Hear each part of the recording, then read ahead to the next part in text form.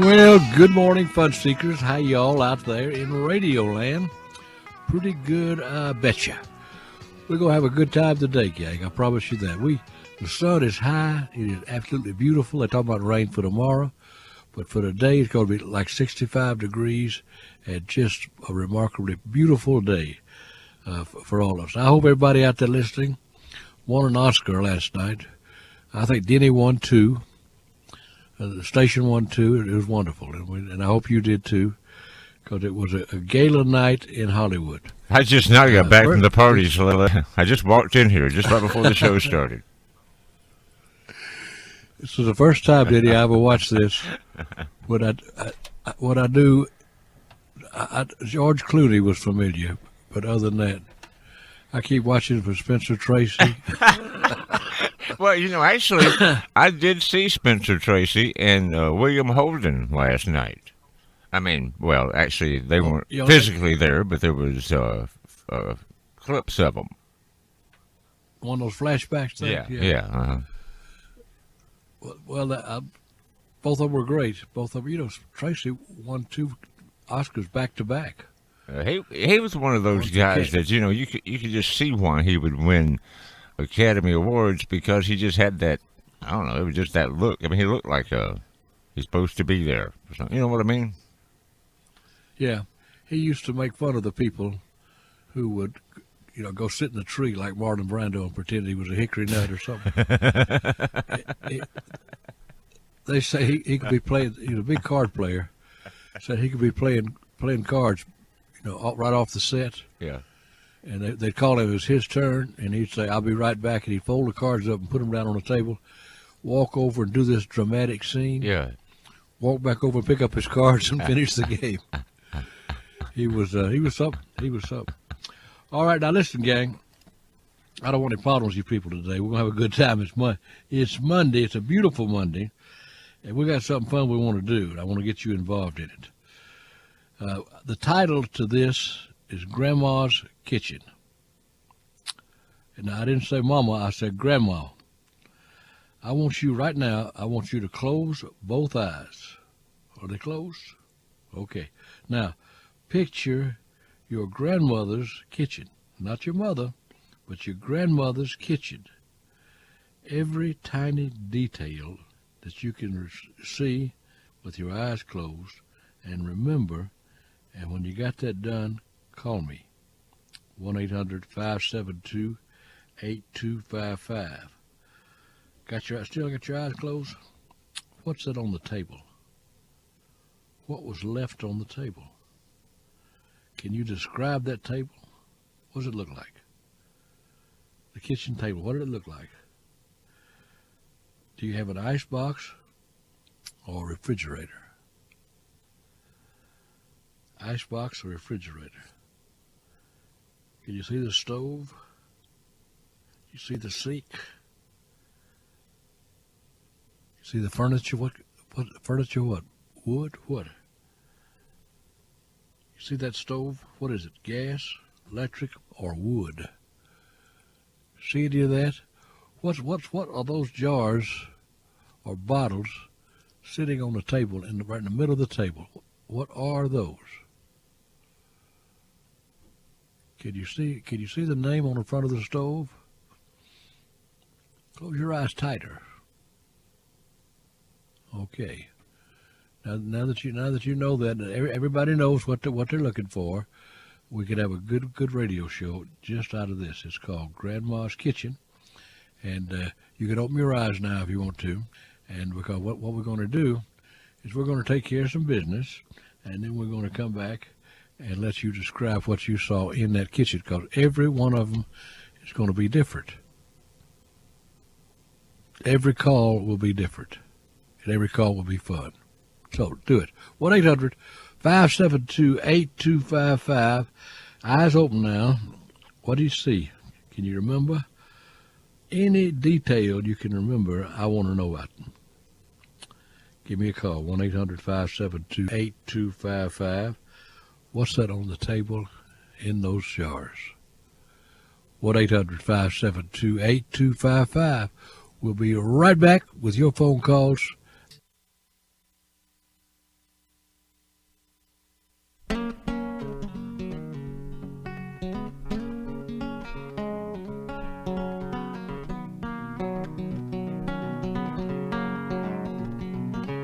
know well I'm a chicken fried. And cold beer on a Friday night. A pair of jeans that fit just right. 1-800-572-8255. A lot of this depends on attention to detail.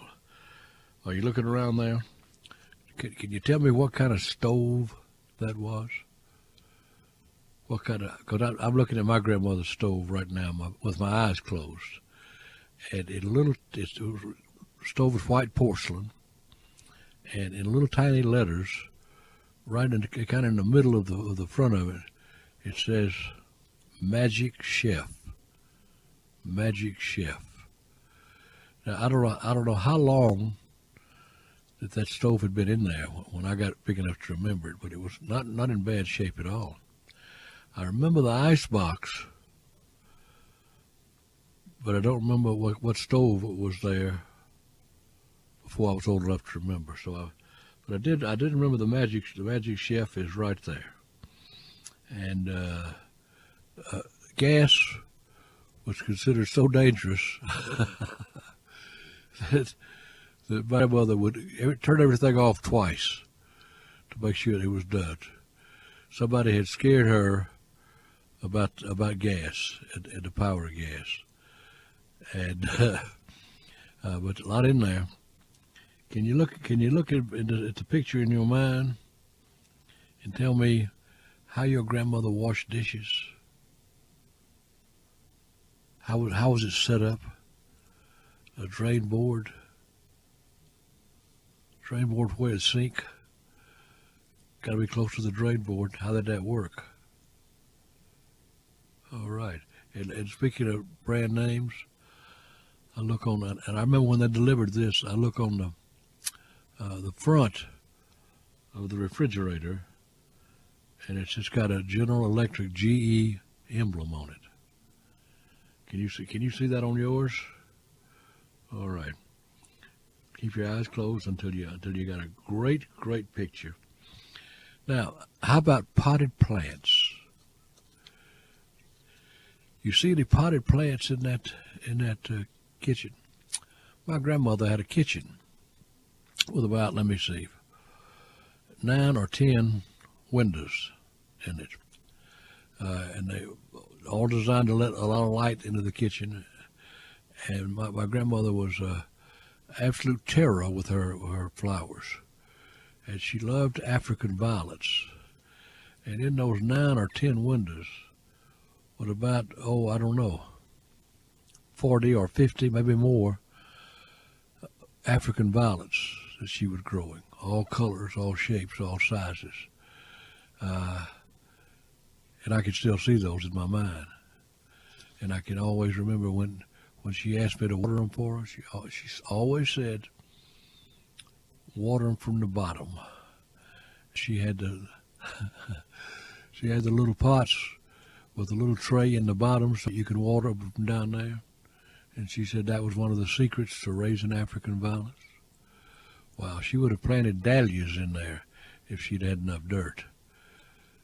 Wow. And how was it set up? Did it have a lot of cabinet space? Rack my brain as night. I cannot remember any real cabinet space in my grandmother's kitchen. Now, I know there had to be some place, and I recall a tall tin piece of furniture that was only about a foot wide, and that's where she kept her plates when she put her plates up. In any event, let's go to the phone now and see if somebody else has discovered their grandma's kitchen as we talk to B in Winder, Georgia. Hello, sweet BJ. How you doing? I'm great, and boy, that brings back memories, but I'm afraid mine goes back further than that. It was a huge cast iron stove that had a water reservoir on the side, so that when you were cooking, that water stove, right, and what they called a warming closet, a warmer, you put food up there, like a shelf across the top of it that went up by the pipe there, I guess, that kept it warm. And on the wall, there was a coffee grinder. There was what they called a oh, what kind of cabinet did the Hoosier cabinet where you poured the flour into the bin and from down below? I don't know. But when I was a little boy, I remember thinking, that looks like great fun. I wish they'd let me do that. And you know where we have a salt shaker, my daughter still has this oblong glass dish, I guess you'd call it, and it had salt on the side of it. I mean, made into the glass of thing, and they kept the thing there for a pinch of salt. Well. And they had, I don't know what you call this thing, but it was 2 pieces of wood, and in the, well, there was 3, the base and 2 sides, and in the center was some blades that you would slide the potatoes across to slice them. Oh, it must Really? be almost a yard I don't think long. I've. Well, it's hanging in my daughter's kitchen. And they I don't also think I've used seen that that. when they was making sauerkraut. Oh, was that an awful odor? Ah, Oh, Yeah. yes, in an old churn. And let's see, what else was hanging? Oh, there was also a cast iron holder for a box of matches to start the fires, and a big wood box. I've got one of those cast iron holders for the matches. And I wouldn't take anything for it. now, beside that was beside the stove was this wooden box that the wood was put in there to cook with, and had black. I wish I had some of those pots had back then. Don't know what happened to them, but that's what they cooked in. And the coffee perked on the stove. And Smell it all over the house. Oh yes, but what was on the table? I can tell you one thing: there wasn't a bunch of pills like we usually have now, but syrup. Well, Or the cider. table I was looking at syrup, And and it had go on them biscuits. pepper. We got pepper sauce to go on everything. Oh, vegetables, yes. That was left. I got to go, my love. You take care. Good job. Have a wonderful day. All right, I'm going to do it. Thank you. 1-800-572-8255. More right after.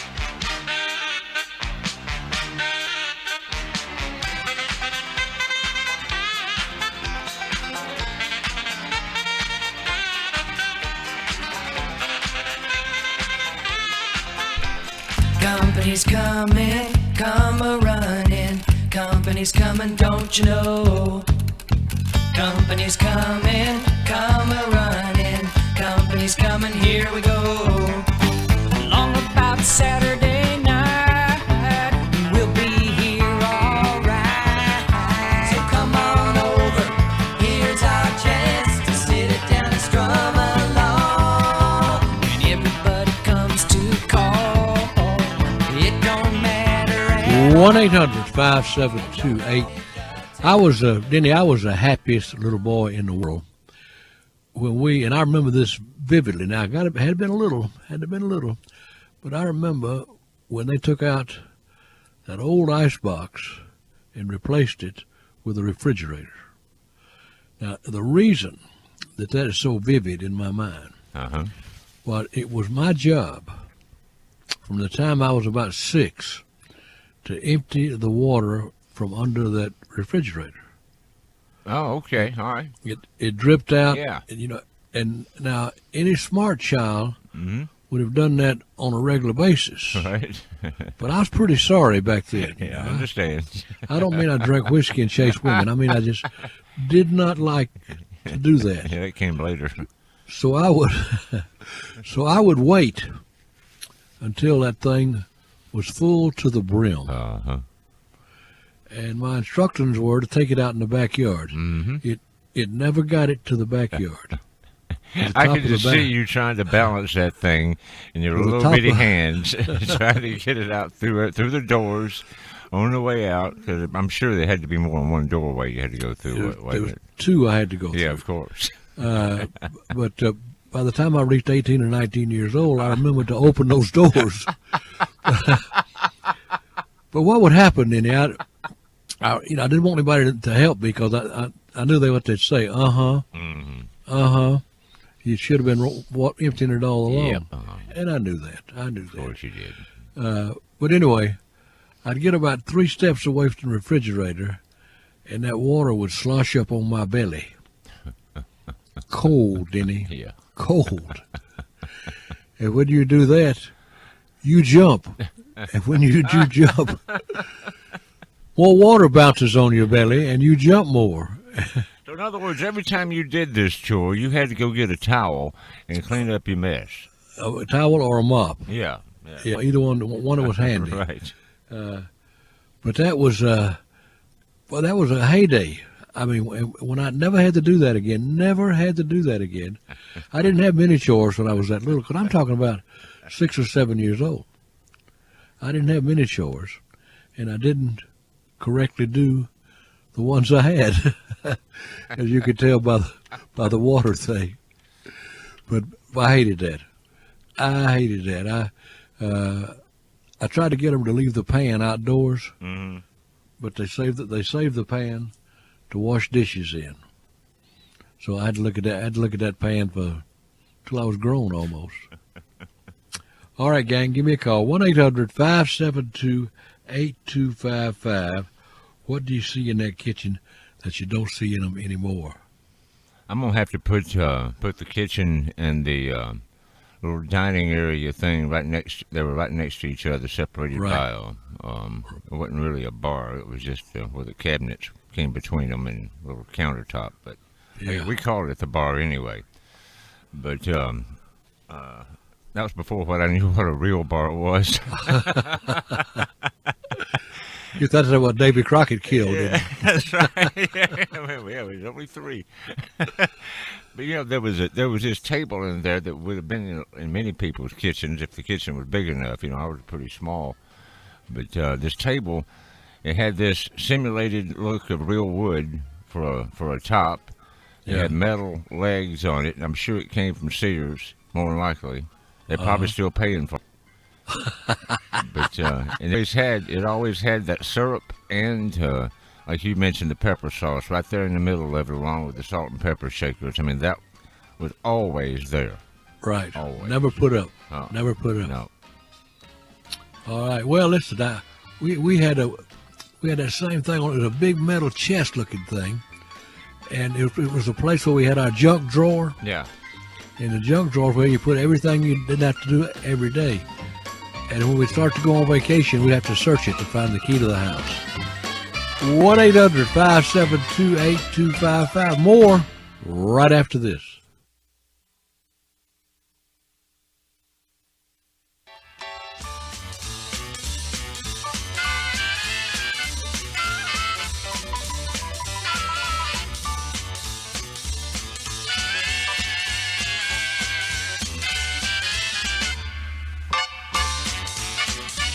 One 1-800-572-8255.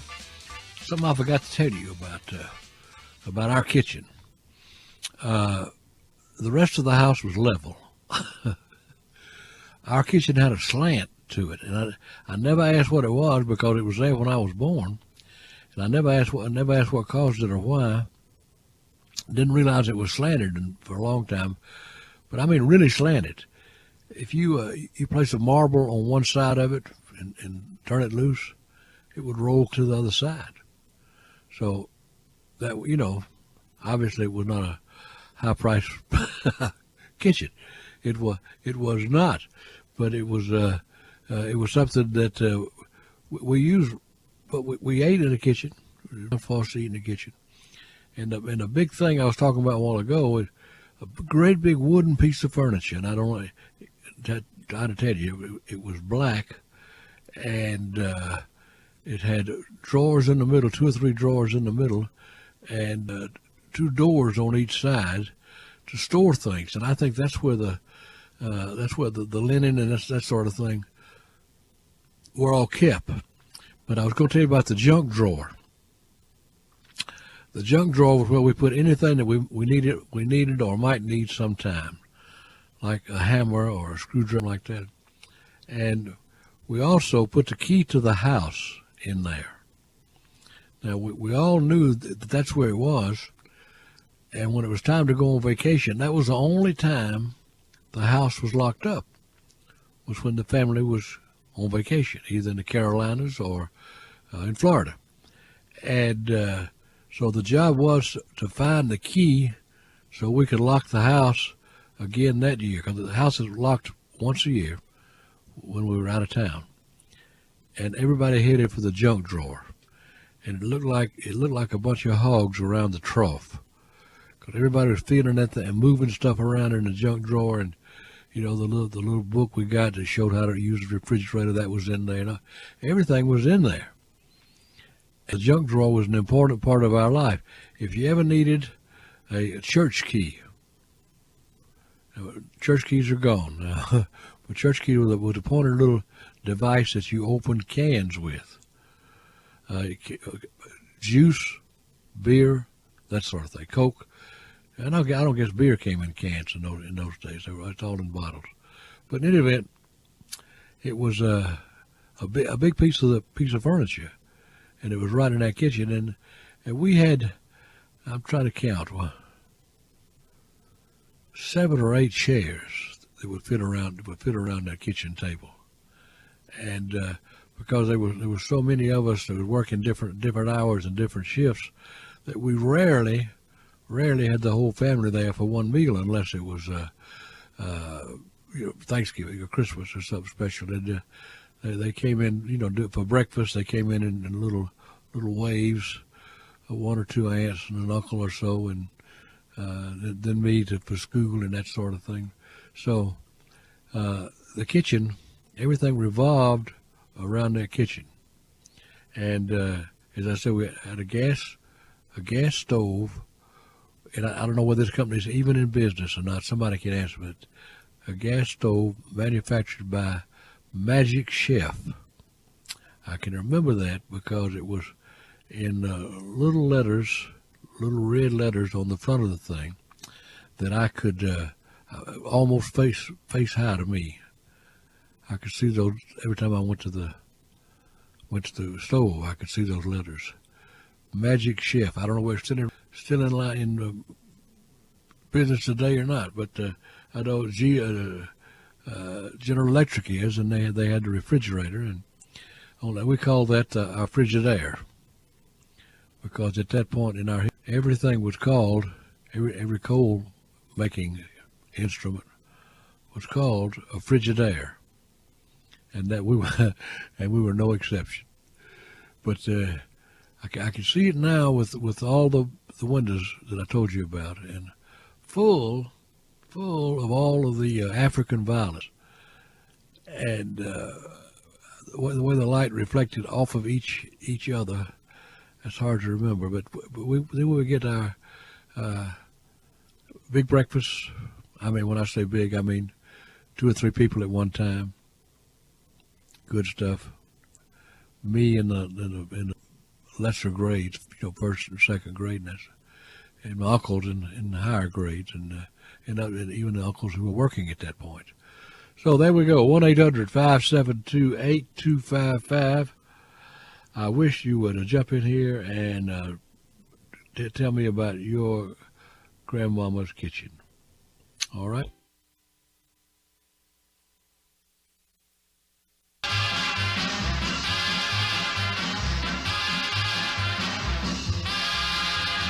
Come with me to Alabama. Let's go see my dear old mammy. She's frying eggs and broiling hammy. That's what I like about the South. Now there you can make no mistakey. Where those nerves are never shaky. Ought to taste her leg cakey. That's what I like about the South. She's got baked ribs and candied yams. Oh, sugar-cured Virginia hams. Denny tells me that during the last commercial, I instructed you to go to Stone Mountain and find the Blue Willow. Well, they're not in Stone Mountain. It's Social Circle. And I think I got so involved in that fried chicken. Well, the thing is, Lloyd, if it was in Stone Mountain, I'd go there too. Yeah. Stone Mountain, one of the things you ought to see when you bring relatives into town. Yeah. And I understand that. But if you're gonna impress them and feed them at the same time, Blue Willow Inn. Yeah, no doubt. That's his No social doubt. circle. Yeah. 1-800-572-8255. Let's talk to Pam in LaGrange, Georgia. Hello, Pamela. Hello there, Ludlow. How you doing, dear heart? Doing great. The thing in the kitchen that's not there anymore. Yeah. This piece of furniture that it was white and had a countertop on it, Yeah. and a storage part in the top of it, and on the bottom it had a place we put your flour. Ah. Yeah, just dump it out in that drawer. And how did you get it out? How did? You just used it right out of there with the cup Okay. and the measuring cup. Yeah, good. That's it. All right. Well, I'm We glad had you one called. too. As all. Oh, really? I didn't remember the flour, but I wasn't into cooking. I was just into eating. Yeah. You have a great day, my friend. I'll talk to you soon. Okie doke. Bye-bye. 1-800-572-8255 is our number. Close your eyes and see what you see. I tell you one thing I do see right now What's is that? in the cabinet over to the left of the sink, between the sink and the stove, strategically placed, was inside that cabinet, down under it, there was a big wooden bowl, and it has flour in it. Pam reminded me about the flour that was always there, and about half full, I guess, big old wooden bowl with a kitchen towel draped over it to keep the bugs out, and that was the only thing that was in there to keep it basically protected. And then that's where that would be taken out and put up on that cabinet, and a little well would be made into it, a crater-looking little thing, and that's where the grease and the milk and all the ingredients would go in there, and then the hands would be working that, and then out of it would come the most beautiful biscuits in the world. Right, in the world. Yeah. In the world. You know, we kind of, and I say we, I mean my family, your family, and every other family I know about, we kind of winked at the sanitation laws. You know, we were not dirty, and I don't mean to say that, but if you did that today in a cooking school, you'd have students fainted all over the place with that nothing but that towel over that big bowl. And apparently that was the way to do it because everybody did it that way. But I was talking to a young lady one time, and she wanted to know about the water. And I said, well, what water you used or what water you needed, you just drew up out of a well. She said, you mean a hole in the ground? And I said, yeah. And she said, well, what was to keep frogs and bugs out of it? And I said, nothing.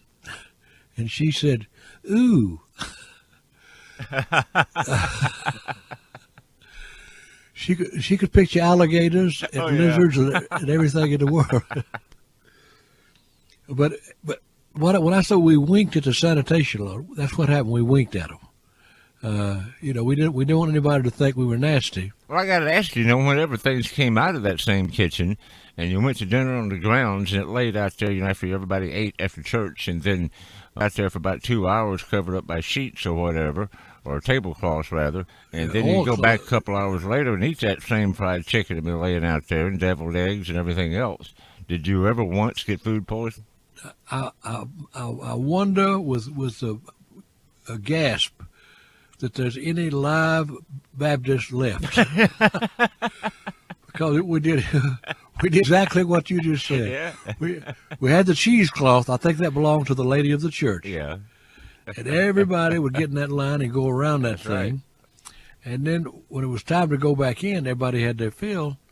The only thing was done was that cheesecloth put back over it. That's only to keep the larger bugs out. That's it. And this was in the summertime. Oh, yeah. I mean, 98 degrees easily.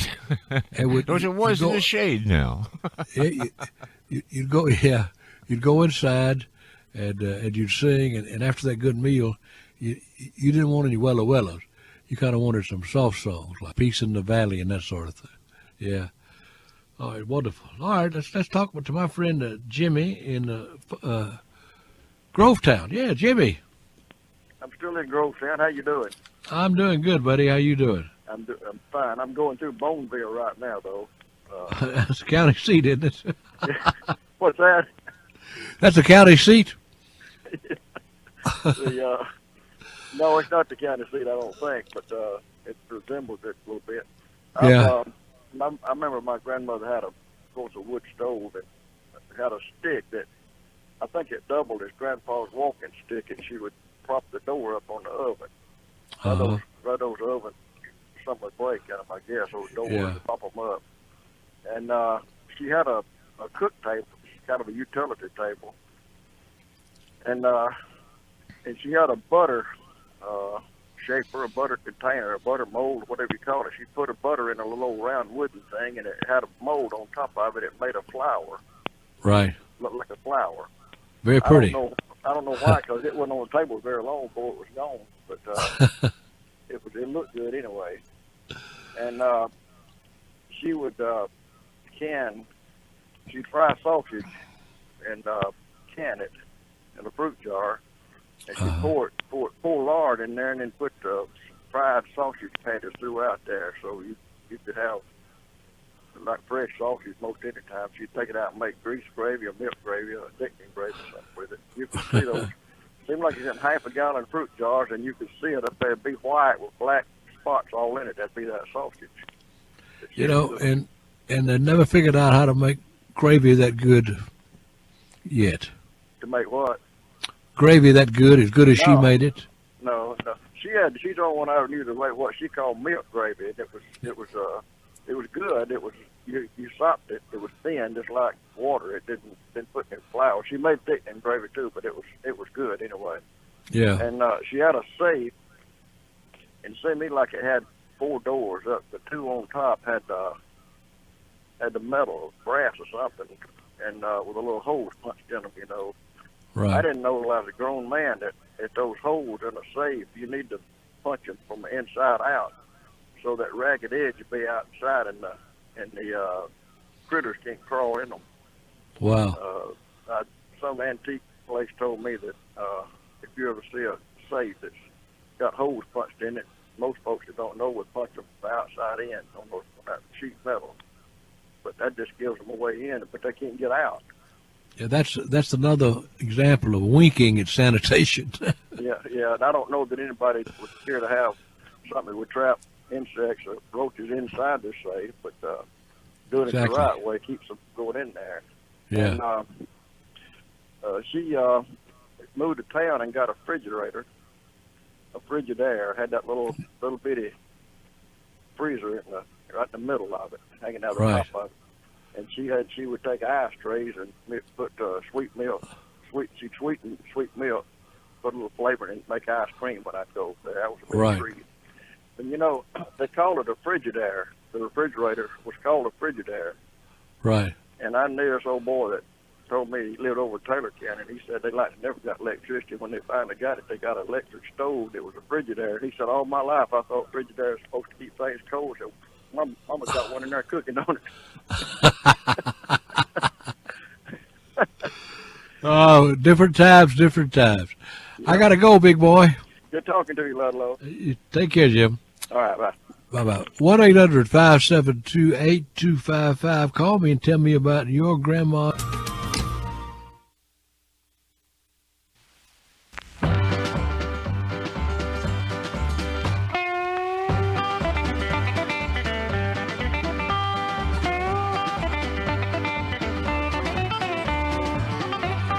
One 800-572-8255, Cleveland, Tennessee, and the Undertaker is here. Hello there, Undertaker. How you doing, Ludlow? You're back in Cleveland, Tennessee. Well, good to be back. Yes, good to be sir. back. Well, Steve Hartline and all the staff here at WCLE for putting you on the radio again. From the bottom of our heart. Yes, sir. Got an old house across the road here we use for a guest house. It's got inside is an electric stove called Home Comfort. It was ordered by mail and trucked in here from somewhere. I don't remember where it came from when I was a child. But out in the smokehouse, we got a Dixie Products wood cook stove. That was the forerunner to Magic Chef, which is built here in Cleveland, Tennessee. Yeah. And now it's Maytag. They went Dixie Products, and then it became Magic Chef, and then it became Whirlpool, and now it's Maytag. Wow. They still make the Magic Chef, the Whirlpool, of course the Maytag. Met my wife there 44 years ago. And my son works there. He's been out 20 years now. Well, that's kind of a hometown proposition, isn't it? Yes, sir. I didn't know that when I talked about the Magic Chef. I didn't know where it was made or if it was made anywhere in the South, but apparently made right there in Cleveland. Right here in Cleveland, Tennessee. But down there in the smokehouse, in the wash house there that my mother used, she had one of those old ringer type washers, you know. And the old wood cook stove was still in there, pretty good shape. It's got some rust to it, but it's got an enamel finish. Got the warming closet up on top, you know. Yeah. And across the front of the, I believe it's down on the oven door there. It says Dixie Products. And a lot of old memories in that old house. Don't remember where that home comfort came from. The electric stove was in there, but we got that. I was probably 4 or 5 years old, but I still remember eating out of that old wood cook stove because she used it after moving it out of the kitchen into that washroom. Mm-hmm. Would can on it, and bake those apple pies, you know, and you get a little ashes in there. That just flavored, you know, whatever it's fixing, cornbread or apple pie, just whatever, you know. Yep. And we had one of those Frigidaire refrigerators there. I don't know how many years, and I think it's still in use at one of my nephew's house. It's just about, I don't know, probably 14 cubic foot, whatever they go by, you know. Yeah. And it had that, like that fellow, I believe Jimmy was talking about one there a while ago, where it had the little freezer box right in the middle of it where you could make some ice and so forth. And my mother would make up cream and put it in the ice tray, just leave the cubing part out of it, put it in there and make homemade ice cream. Oh, we've done that a million times. That was our taste of ice cream at any time we were able to talk her into it. Yeah, that was good stuff. It surely was. It really was. It's good to talk to you, Ludlow, and I'm sure proud you're back on there, and proud that Claude had a beautiful birthday there the other day. Oh, we found out about that, Claude, in high gear. Yeah. I gotta go, buddy. So, bye-bye. 1-800-572-8255. We'll be right back. Hey, it's good to be back home again. You know it is. Sometimes this old farm feels like a long lost friend. Hey, it's good to be back home again. I said, hey, it's good to be back home again.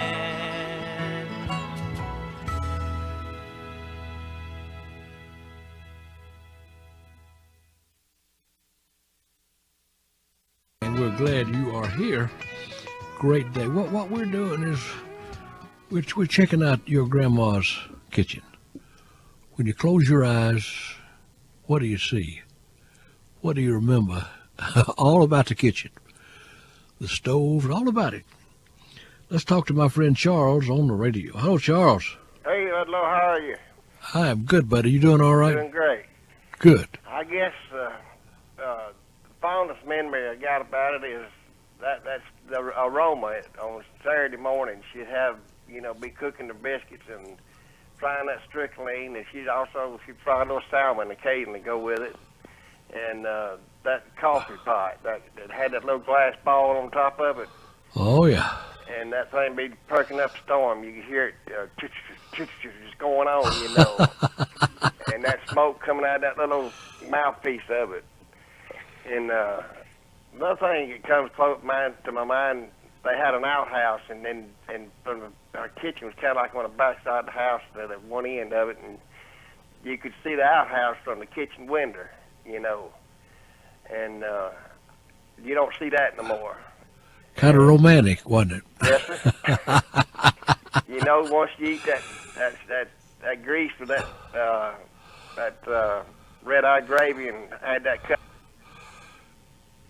Yeah, you that? eventually you had to go, you know. Yeah. And then old flour cabinet they was talking about earlier, where they put all their ingredients in, and that flour bowl. And most mornings she'd crack out about 5 o'clock in the morning to start breakfast, and immediately after that she'd start her dinner for that day. And what was for dinner you had for supper.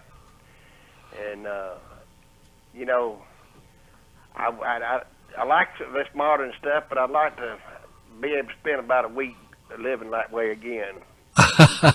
Yeah, a week would probably catch you up, Charles. Yeah. But that restaurant down there at Social Circle, you ain't by any chance got the number down there, have you? No, I had it. What do you want to make a reservation? Yeah, well, I got it's listed as the Blue Willow Inn. Blue what? Blue Willow Inn. Blue Whale Inn. Willow, like the willow worm and the Wookie. Okay. Willow, Willow. Willow. Yeah. Okay. I can't. Right. I'm about half deaf in one ear and can't see how it does. You call us again, big boy. All righty. Thank you. I'll talk to you. 1-800-572-8255. Let's go to Carolyn in Cleveland, Tennessee. Hello, Carolyn. Hello. How are you? I'm fine. And you? Good. Well, my grandmother lived over here at a little town called Unaka, North Carolina, right outside of Murphy. Mm-hmm. She lived in a big house, had a big old front porch with swings and such rocking chairs and stuff. But you was talking about her kitchen. She had a pretty good sized kitchen. She had a big long table, and it was a wooden table and ladder back chairs. And she also had one of those, what I call the old-timey wood cook stove, and it had the reservoir for where you put the water, excuse me, and it also had the warmer up at the top of it. Yeah. And I remember her making coffee. Of course, I didn't drink it back then. I was just a kid. But she had a little room there, kind of partitioned off there in her kitchen, and I reckon she called it her little can room. That's where she kept her canned stuff and everything. Uh-huh. And she had one of those big cabinets you was talking about, and it had the place where you put the flour in it up at the top, black, you know, and then the sifter was under it, and it had the little crank. You could crank it up, you know, to get the flour out. But now when she cooked cornbread, she had this big sifter. It was as big around as a dish pan, small like dish pan, not the great big one.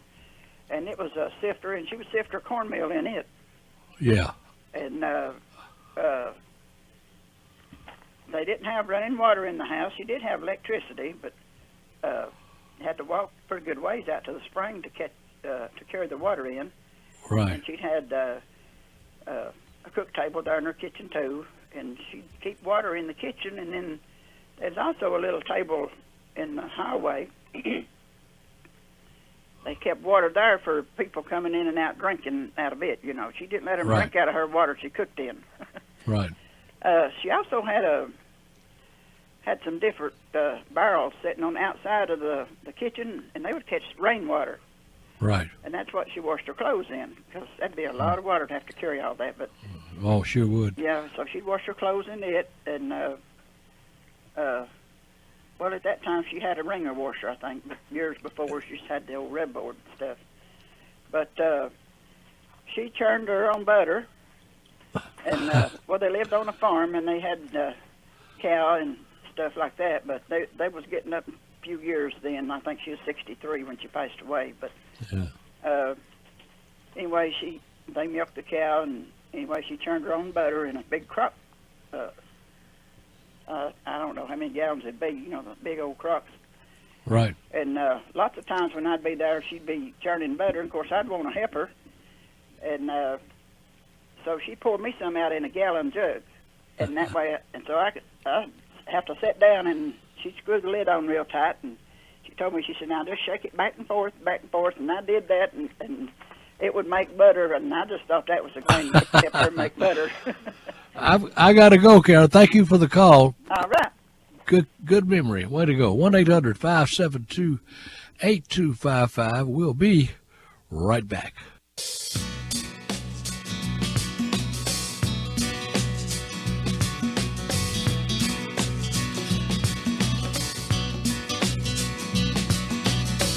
I remember the smell of the creosote plant, and we'd have to eat on Easter with my crazy old uncle and aunt.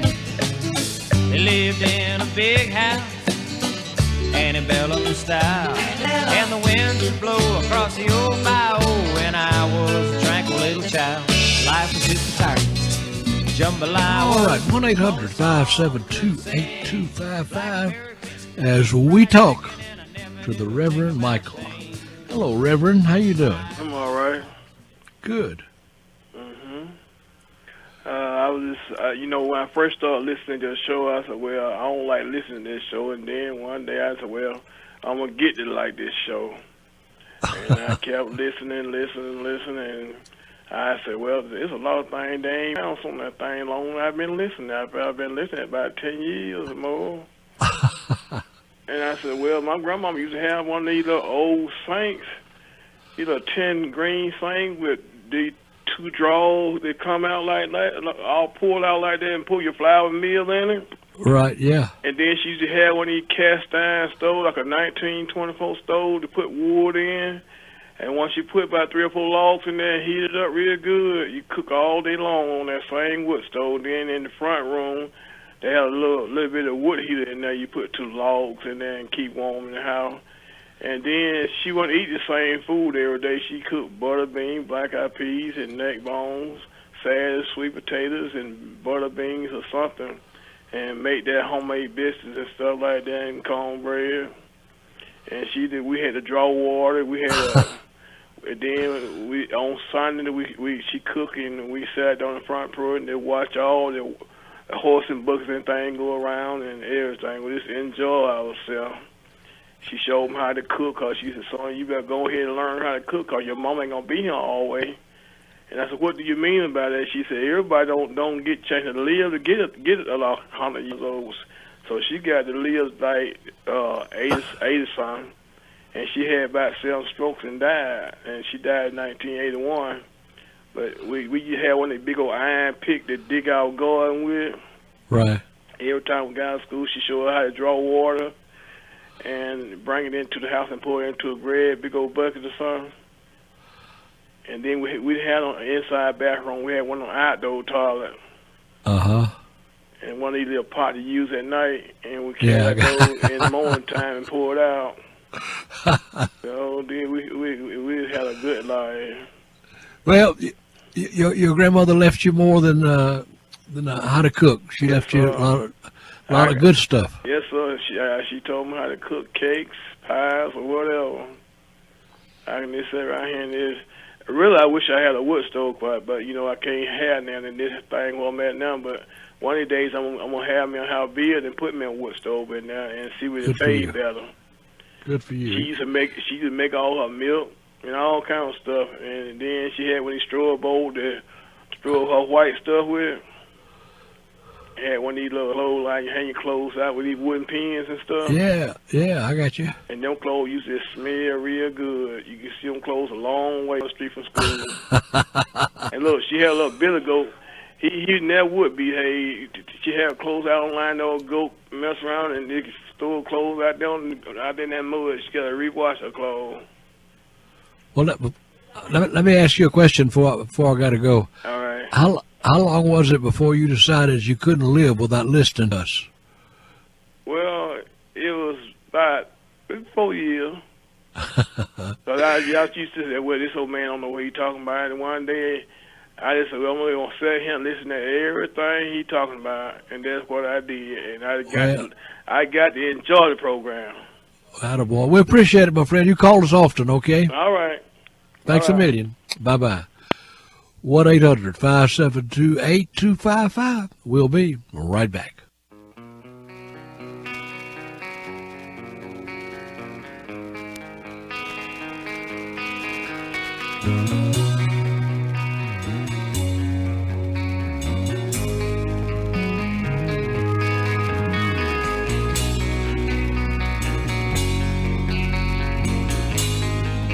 One 800-572-8255. As we go to Griffin and talk to one of my favorites, my buddy Fred is here. Good morning. Good morning to you. How you doing? I'm doing great. How are you today? Good, good. Denny's sounding excellent today also. Good shape, good shape. Yeah. You know, he's talking, the lady earlier on the program, she's talking about, you find the word reservoir. Maybe somebody's already found it, where you keep the water warmed on the end of the cook stove. Mm-hmm. Put the water in there. But you know, when you're talking about the wells, we used to have to draw water out of the well. I go back one generation to find this, not two. Some of these folks having to go back 2 generations to their grandma. They blow stuff off the water when you bring that bucket out of the well. You know, you have all kind of junk floating around on it. Oh, yeah. And you get a good cold drink with that.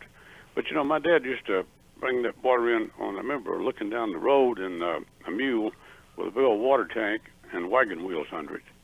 And he looked like a member of the 20 Mule Team Borax outfit on Del Valley days, coming up the road, you know, walking and marching that mule along. He poured that water in a cistern, you know, a concrete type thing. I guess it wasn't kind of concrete today, you know. Then you'd sprinkle a little pepper in there or something, or salt, get the bugs down. And then that water stuff the lady's talking about, you get you a piece of tin and funnel that water off the house down that old tub. That guy was talking about outside. That's what they washed in. They didn't have no treatments or anything like that. I'm like you. I don't know how in the world we ever grew up like that. Today, you even look at somebody wrong. If you don't wash your apple off, you know, before you eat it, you're in trouble. Yeah. And I said, I don't understand some of that stuff. But yeah, I don't know how we all made it either way. I think I hold 2 records. I think watched Gone with the Wind over 300 times, and I think we moved over 23 times by the time I was 17 years old.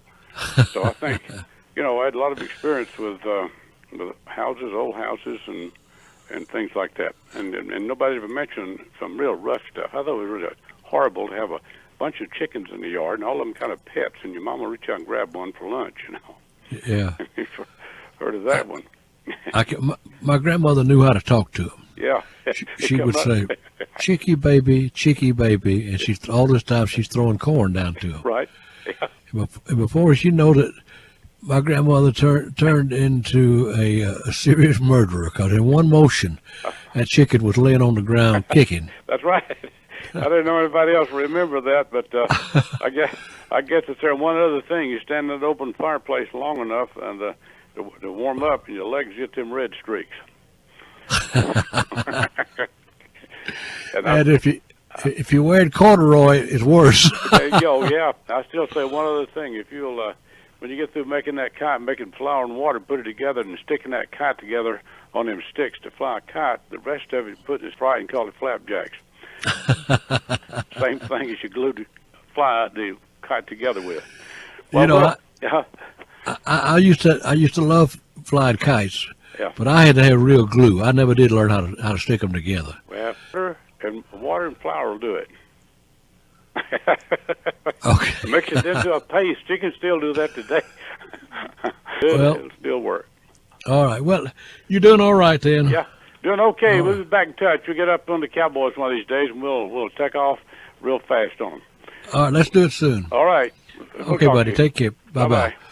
1-800-572-8255 is our number. If you just joined us, here's what we're doing. We're taking a look at your grandmother's kitchen. What she had to do to turn out 3 meals a day. And they did 3 meals a day, but she also used that kitchen for washing and ironing sometimes, depending on the household. But the kitchen was a marvelous thing, and I want to know what you remember about yours, your grandma, not your mama, your grandmother's kitchen.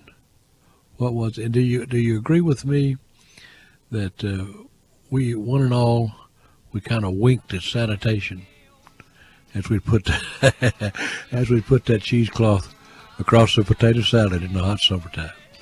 1-800-572-8255. Join us.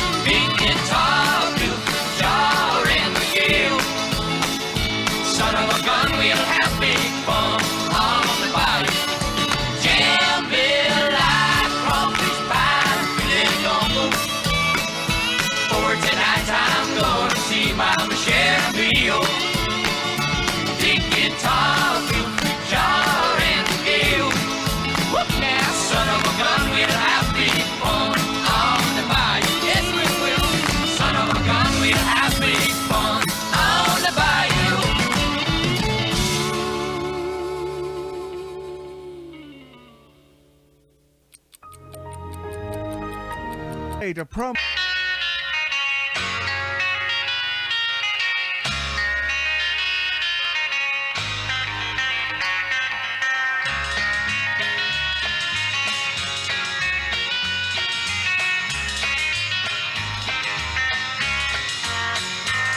All right, your grandmama's kitchen. 1-800-572-8255. Go back to LaGrange and talk to Joanne. Hello, Joanne. Hello, little love. How you doing? I'm fine, thank you. Good. I want to talk about my mama's kitchen. I remember I think it was 1949, we bought a piece of furniture called a Hoosier cabinet. And that was in the kitchen, and it had a little compartment where you put your flour, and it had a little sifter under it. So you could just put your bread bowl under there and sift your flour.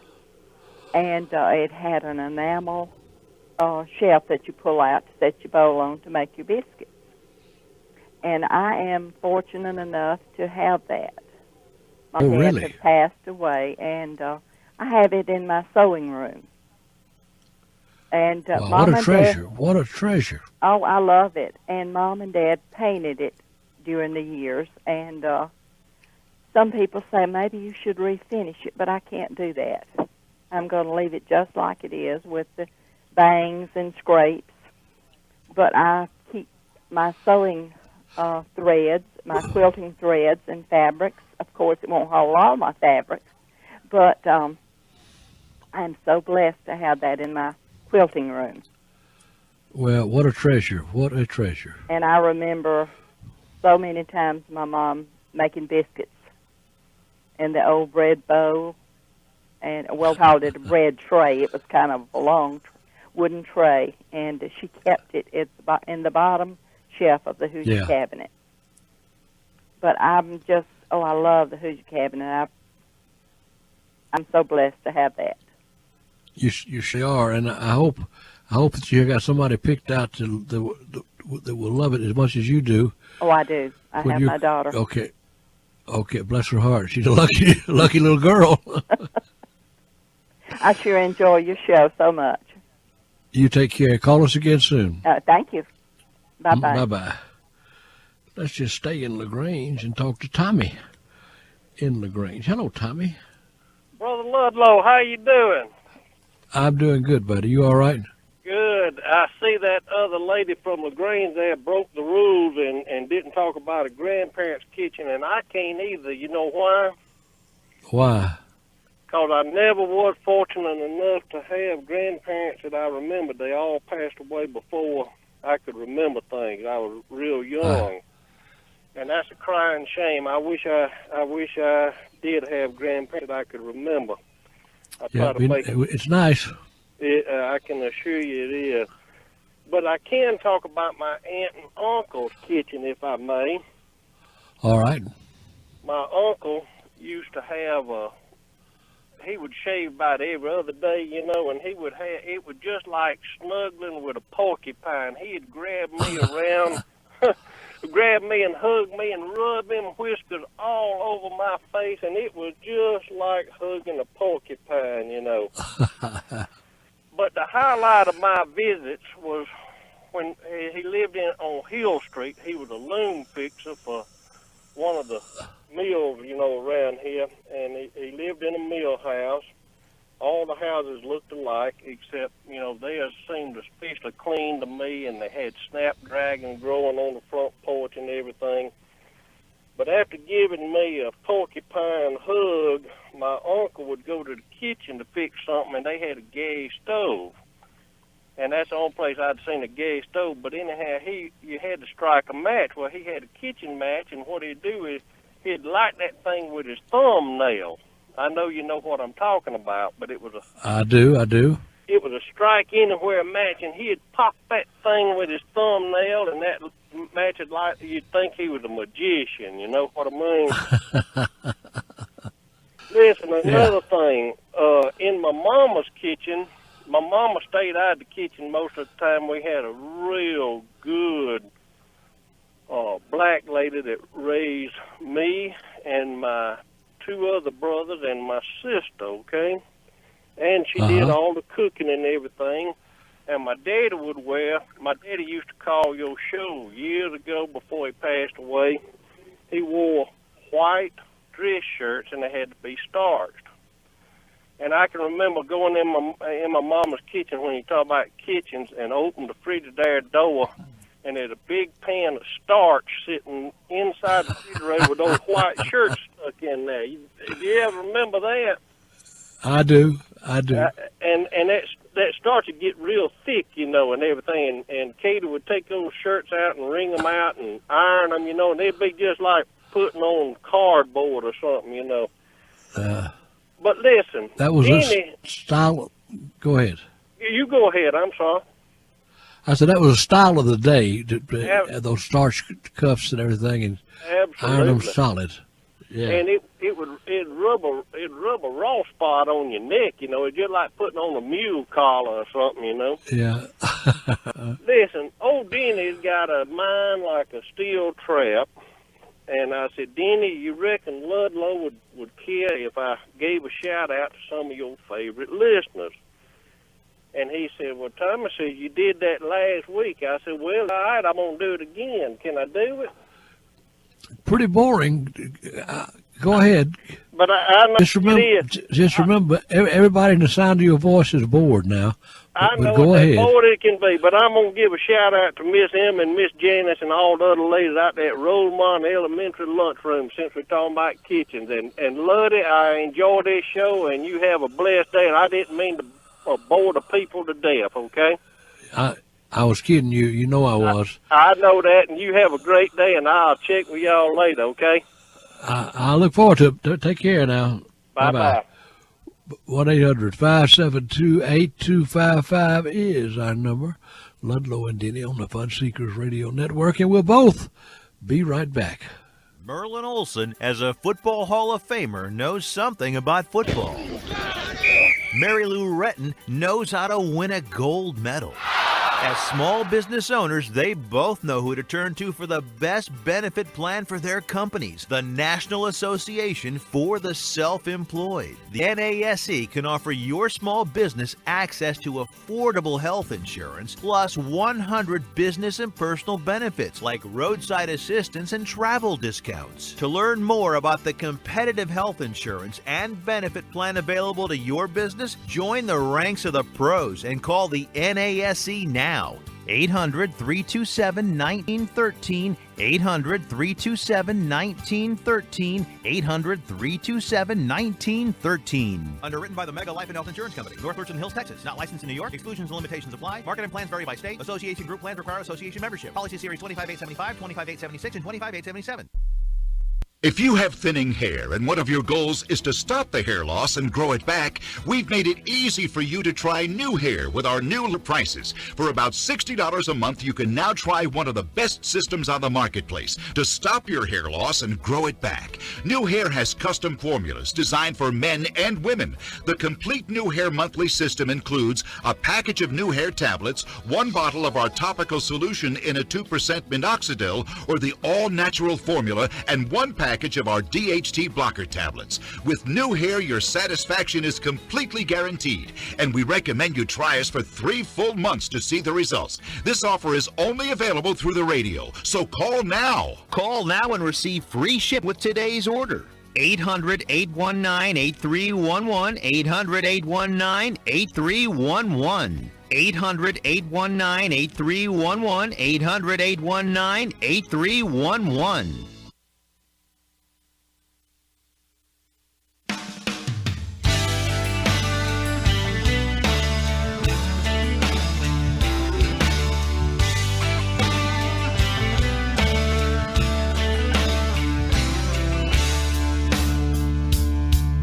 It's 4 o'clock in the afternoon in any town across this land.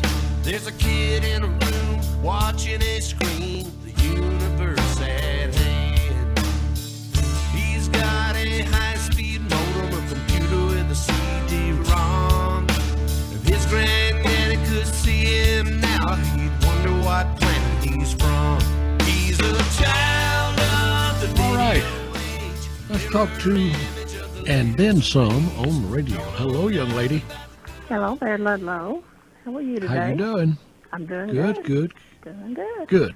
My granny had a fairly small kitchen, so she had a little small refrigerator, and it was the brand was Cold Spot. I don't know why I remember that because I was just a child. She also had that was That was Sears. Sears still makes Cold Spots, I think. Oh, really? Okay. Yeah. I didn't know that. Well, this was a teeny tiny one with one of those teeny tiny freezers right in the middle up at the top, you know. It had ice all over it. Right. Always had ice all over that freezer. She had a magic chef stove, like you said, and I don't know, you know, I'm kind of like you. I guess I was I was probably just right at the size to see that name right there on the front. Right. But she also had one of those Hoosier cabinets like y'all are talking about, but hers was in the basement. Her kitchen wasn't large enough. And when my brother and I sold her house, we were so stupid. Neither one of us knew what that was. It was just an old cabinet to us. And we were in our early 20s when we had to sell her house, and we just left it in the basement and let it go with the house. And how many times I have regretted that. Well, wish I had that old that's a natural mistake. I know it broke your heart, though. Well, it does now, and it did later, but at the time, you know, it was, like I said, just an old cabinet to me. Yeah, I got you. But one of my favorite things that was in her kitchen, she kept her sugar in one of those Tom's peanut jars, you know, like that's got a knob on the top, and it says, "Eat Tom's toasted peanuts" on the side. Yeah, I know. Well, that was where she kept her sugar, and there was a country store next door to her, and one of her friends owned it, and I'm sure that sometimes she had given her that. Well, when I still got that, and it sits on my cabinet now, and that's what my sugar is in. Oh, bless your heart! What a treasure! What a treasure! Oh, no, would not take anything for it, and I can't do anything with it but put sugar in it. And that's the one thing that my brother wants to be sure that I leave for him if I go first, is that sugar jar. Well, I can't blame him. I can't blame him. It's a wonderful thing. Oh, I love it. And she didn't have room for her. She kept her washer, of course, like a lot of people back then. on the back porch. And she would bring it into the kitchen when it was wash day, and she had the galvanized tubs catching water outside, and pour that water in that wringer washer in the kitchen, and I can still smell the Tide detergent and bleach together, and I thought that was one of the most wonderful smells. I loved Clean. it. That's a clean smell. Oh, yes, and I loved it. And, of course, she'd hang all of it outside. And my favorite part was using the wringer. I loved to push the clothes through the wringer. Oh, me too. I Me guess too. all children did. And all they could do the whole time you were doing that was, now, don't get your arm caught in there. But anyway. Well, that's the reason you did it. It's element of danger there. Oh, goodness, yes. That happened to a lot of people. Yeah. Oh, yeah. You take care of your sweet self. I'll talk to you. I will do it. Okay. Bye-bye. Bye-bye. 1-800-572-8255. She's here. Sister, after a long absence, has returned. Hello, sister. Hi.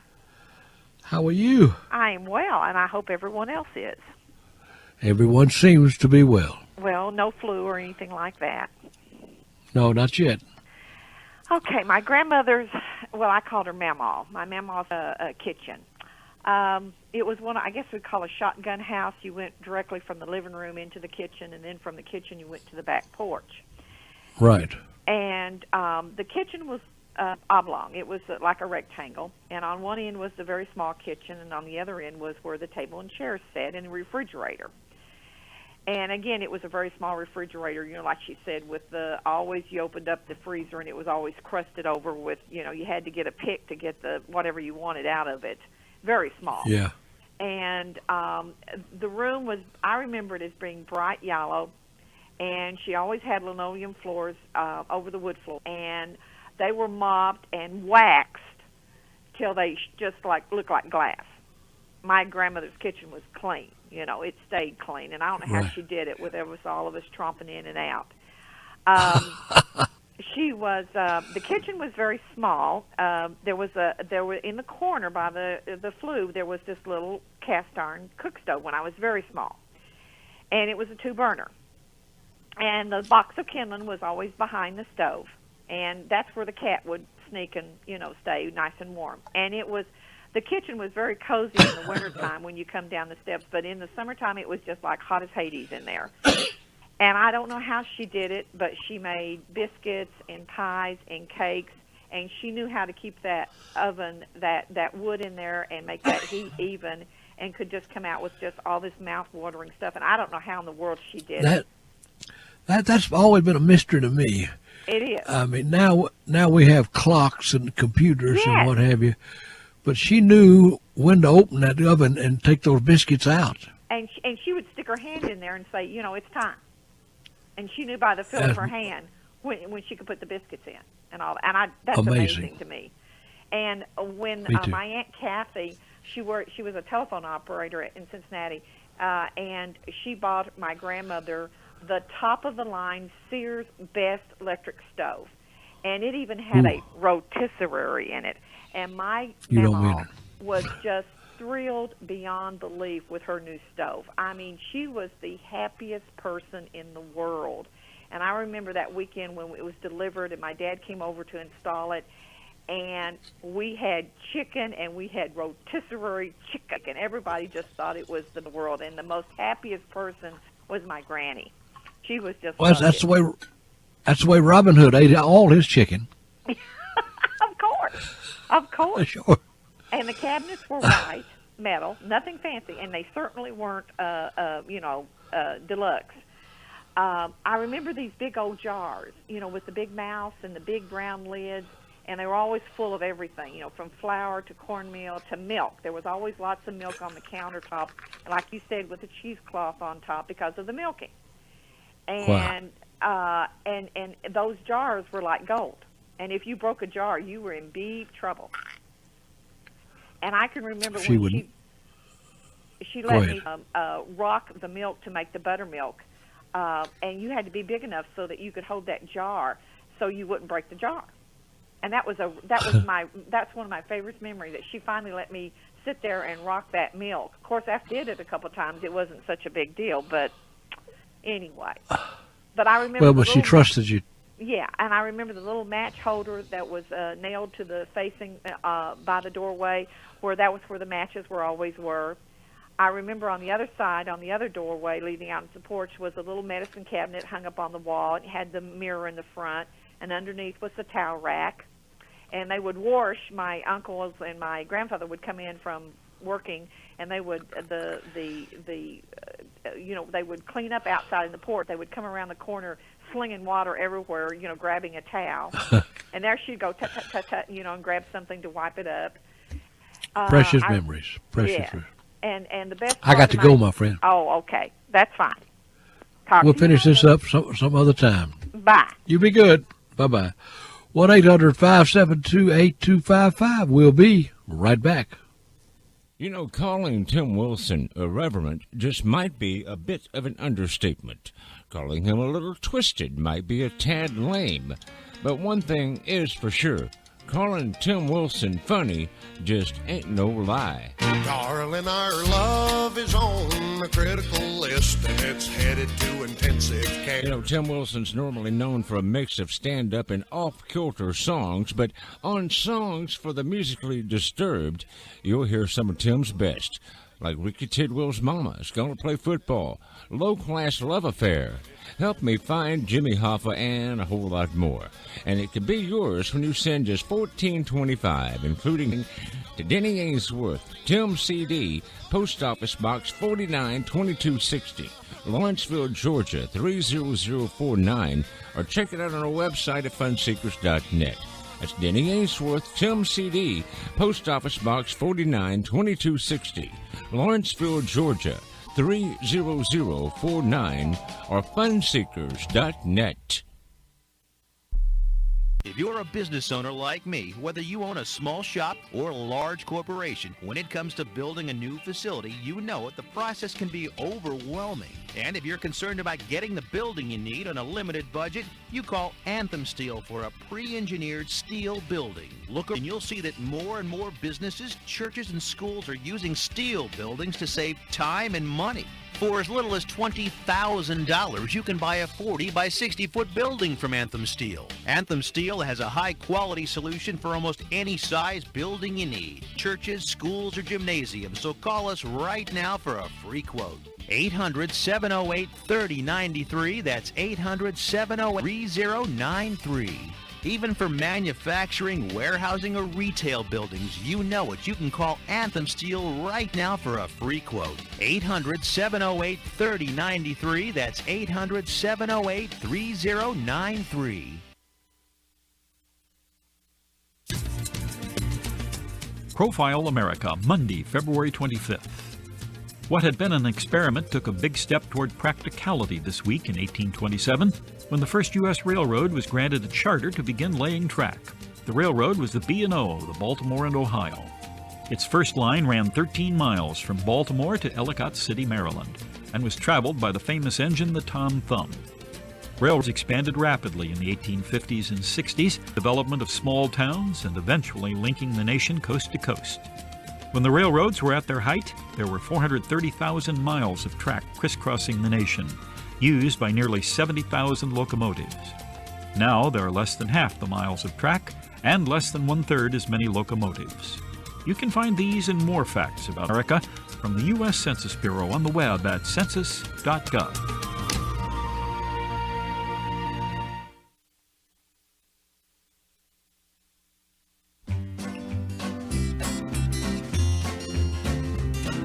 Saturday morning cereals, chapters 1 through 15. Fly paper, penny loafers, Lucky Strike green. Flat tops, sock hops, Studebaker, Pepsi please. Ah, do you remember these? Cigar bands on your hand, your cigar bands. Let's talk to the Choo Choo Man in Dallas, Georgia about his grandma's kitchen. Tell me about your grandma's kitchen, Choo Choo. Well, Luddy, I wasn't fortunate enough to ever know a grandparent. Oh, that's bad. Every one of my grandparents had passed away when I got in this world. But I've heard. Oh, that's sad. I've heard some wonderful stories about my daddy's mother. She must have been the best cook in the world, and they said she kept tea cakes in a big tea cake jar, and Right. all the grandchildren was a lot older than me, of course. They said they looked forward going to that tea cake jar and getting them tea cakes, and I never knew her kitchen, but when I was building my cabin, my grandmother's old home place was just above it, and I had power going to my cabin, and I was digging the power line in, and I dug up a fork that I'm sure was hers out in the yard. Yeah. And I've still got that fork, but it's a old timey fork with wooden handles, and the prongs on it was just like needles. And that thing, you know, I had to cut the end of the prongs off just a little bit and file them down, but that thing wasn't rusted away. It was under the ground. I dug it up. That's a miracle. Yeah. And that's the only thing that I've got out of my grandmother's is that fork. Well, hang on to that. That's a treasure. And there's no telling how many years it had been under the ground. You would have thought that wooden handle would have been gone, but it wasn't. I mean, it wasn't even hurt. Yeah. That's amazing. But I dug it up. That's amazing. It was about a foot underground, but they told me, I've heard some wonderful tales about that grandmother. Said she would be cooking, and said she always wore a long apron, and said she could pull that apron up about her knees and out buck dance anything you've ever seen in your life. And said she'd do that while she was cooking. Now, wouldn't I have loved to have had a movie camera and have caught some of that? Oh, yeah. That's I got to go, Chew. You take care, buddy. All right, lady. Have a good one. Bye-bye. All right. Talk to you later. 1-800-572-8255. More conversation, more telephone calls right after this. Midnight Ovaltine and the whip at the county fair. Charles Atlas course, Roy Rogers horse, and only the shadow knows. Ah, do you remember those? Gable's charm, frog in your arm, loud mufflers, pitch and woo. Going steady, Veronica and Betty, white bucks and blue suede shoes. Knock jokes, who's there? Dewey. Dewey who? Dewey, remember these? Yes, we do. What do we remember these?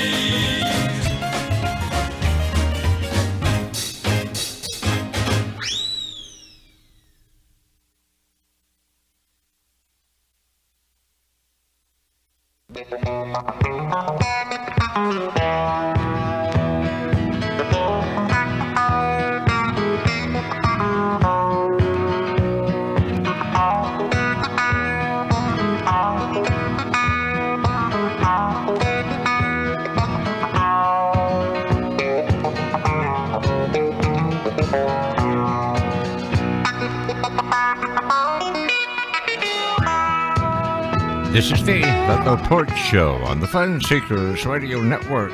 Ludlow Show brought to you in part by AirTran Airways.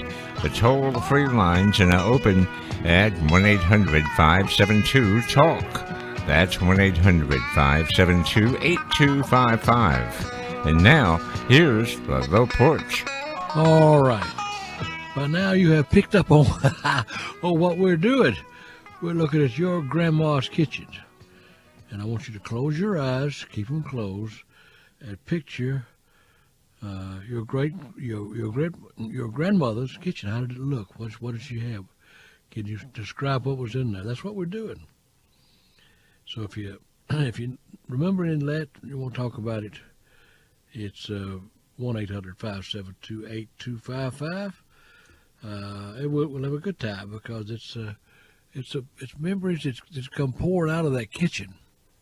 The minute you start to talk about them, and you've heard some of them today, and it's marvelous. It's wonderful. So give us a call. You know, something else I see, Lud.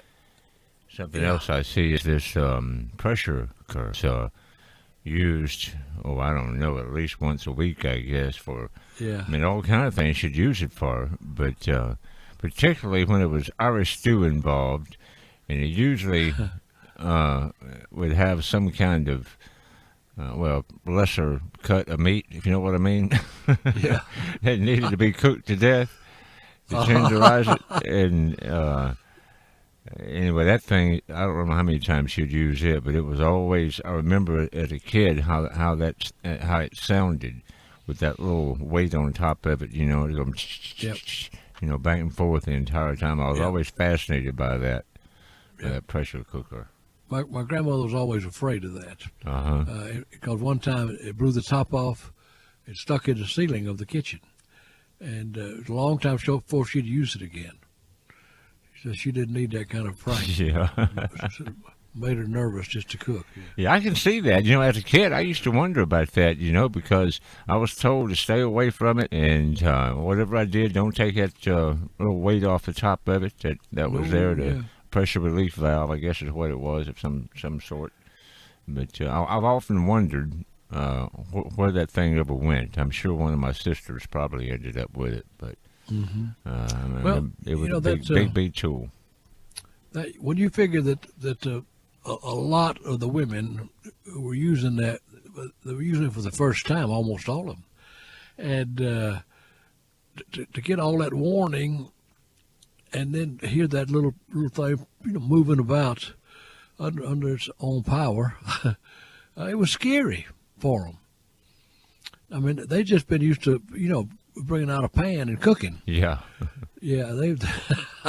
I would imagine whenever they, especially as young women, and first started using that thing, it had to be, just terrifying. I would imagine because the potential of that thing, all the horror stories that went with it, like your grandmother talking about that one, blowhead and hitting the ceiling and all.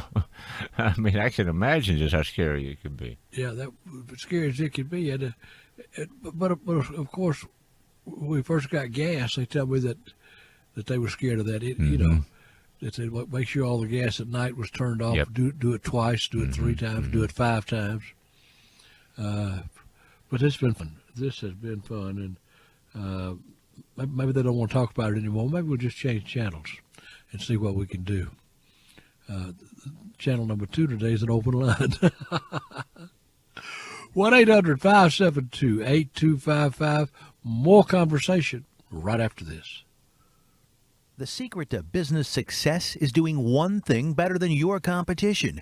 We're General Steel, and what we do better than anybody else is help expanding businesses and organizations grow with a new steel building. And we'll save you up to half the cost and half the time of conventional construction. If you're ready to grow and you want to learn that this with a 50-year structural warranty can be part of your plans, call General Steel right now for a free quote. 800-965-1292, 800-965-1292. Get the General Steel team of experts on your project right now to help turn your dream into a reality fast and save you money. Call right now. Don't wait for a free quote. Here's the number. 800-965-1292, 800-965-1292, 800-965-1292.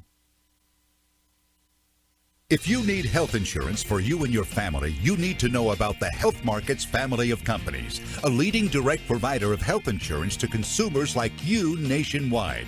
When you trust us for your health insurance, we cover your back and save you money. Call 800-778-3921, 800-778-3921.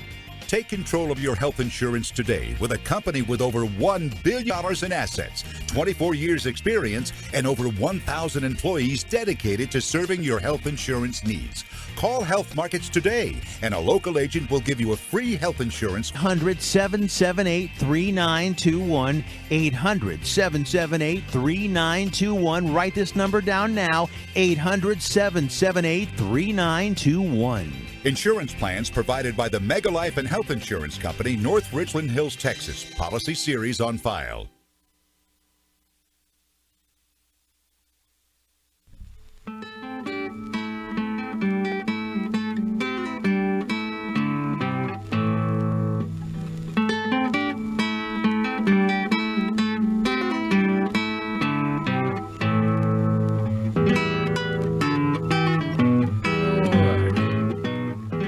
Let's talk to the fabulous and ever lovely Jim Clip on the phone. Hello, Jim. Hey, House. How y'all doing? Doing good. Doing good. You know, something I hadn't heard much including my grandfather, is a bench sitting on one side of the table. And that was because out in the country, most of them had more kids than they could get around the table. Yeah. So they'd put 5 or 6 up on that bench.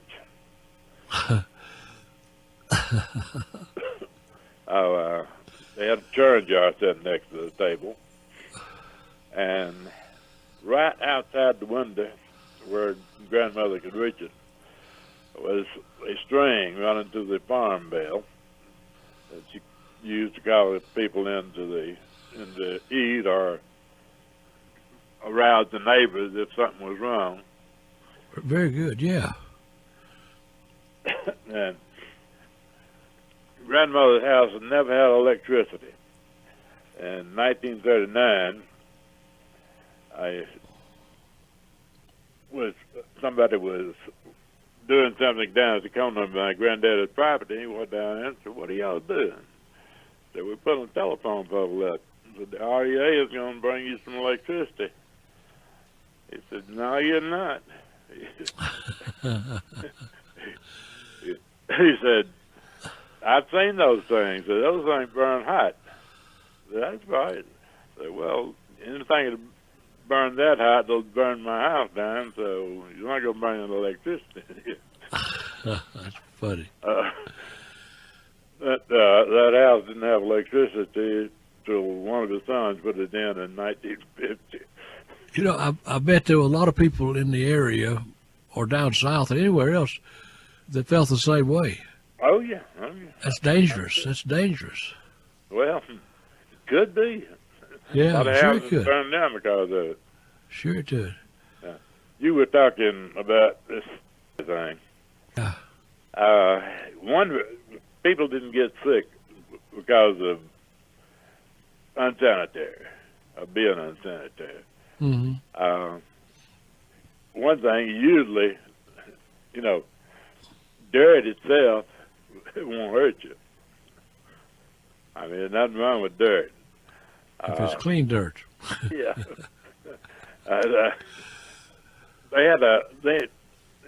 Back in the olden days, they had a immunity build up to most things. And I doubt if it's there now because we are very, very sanitary. Mm-hmm. We wash our hands with antibacterial soap and that sort of thing. And that not only kills the bad bacteria, it kills the good bacteria. I remember Nancy was talking about eggs one day, and she was talking about fixing them for Easter. Yeah. You have to watch, make sure they're not cracked, and they have to be eaten the same day they're boiled and are thrown away. And we play with them for 2 weeks before we got around to eating them. We take them out and hide them again. I go say, and many of them were busted as we're eating. Oh yeah. Yeah. And I don't recall anybody ever getting sick from that sort of thing. No, I don't either. I don't either. You remember Dave Heaton? But who? Dave Heaton, the fellow that invented the flying saucer. Oh, yeah. Okay. He made a statement one time that I feel is very true.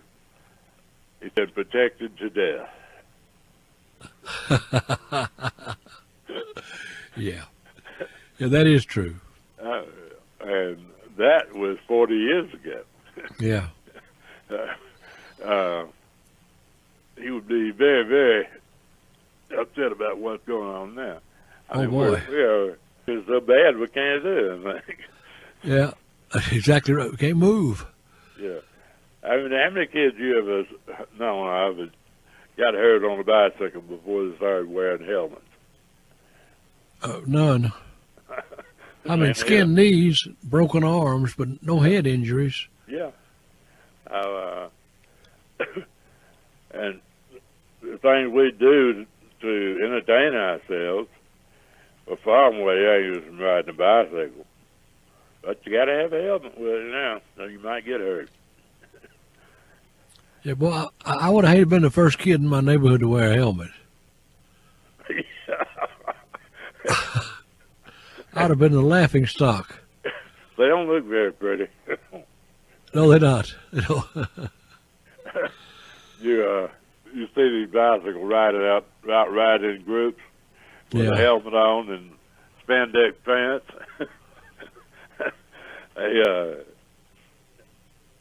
I don't know. I guess they are trying to cut down on the wind so they can go faster. But they sure look unappetized. Oh, you mean with those silly little pants? Yeah. Looks ridiculous. Yeah, it does. Grown men shouldn't do that. I mean, they could wear they could wear short pants. It wouldn't look so bad. Yeah, or wear long pants and look like grown-ups. Yeah, but they wear those short spandex pants. Yeah. And a man or a woman. Catches less wind. Yeah. I got to run, Jim. Take care, buddy. Y'all be sweet, Talk to you soon. Bye-bye. 1-800-572-8255. We'll be right back. Hey, folks, this is Jimmy Hammett, producer of the Goatman movies. Ludlow Denny and I have teamed up again to offer you both Goatman and Goatman 2 on DVD for $26 each or both for $46. Send check or money order to Goatman Movies, 834 Mountain View Road, Molina, Georgia, 30258. Or call with your credit card, 770-884-0669. Be sure to ask for the Ludlow Special, 770-884-0669. Merlin Olsen, as a Football Hall of Famer, knows something about football. Mary Lou Retton knows how to win a gold medal. As small business owners, they both know who to turn to for the best benefit plan for companies, the National Association for the Self-Employed. The NASE can offer your small business access to affordable health insurance, 100 business and personal benefits like roadside assistance and travel discounts. To learn more about the competitive health insurance and benefit plan available to your business, join the ranks of the pros and call the NASE now. 800-327-1900, 800-327-1913, 800-327-1913. Underwritten by the Mega Life and Health Insurance in New York. Exclusions and limitations apply. Market and plans vary by state. Association group plans require association membership. Policy series 25875, 25876, and 25877.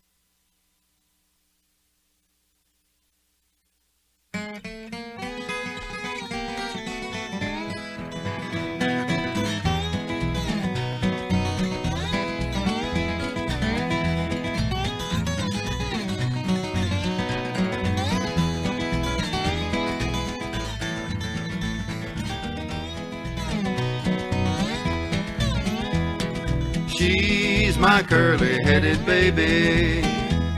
All right, 1-800-572-8255. Let's talk to my little friend, the Weasel, on the radio. Hello, Weeze. How you doing? Good morning, Ludlow. How are you? I'm good, thank you. you talking about Grandma's kitchen today. Right. Okay. Well, of course, I heard Denny mention the pressure cooker that Grandma's had in the kitchen. Right. But also, what I remember is a big iron skillet that my grandmom had in her kitchen. And I can remember as a little sibling, when I used to go visit with her, I can remember how she used to cook pancakes for me in that big iron skillet, and also cornbread. Oh, boy. You know what? And also one of your favorites, creamed corn. Yeah, exactly, creamed corn. And let me tell you another thing she used to do. I can remember in the kitchen that she had, they had a little gas heater, that they would have to heat the house with.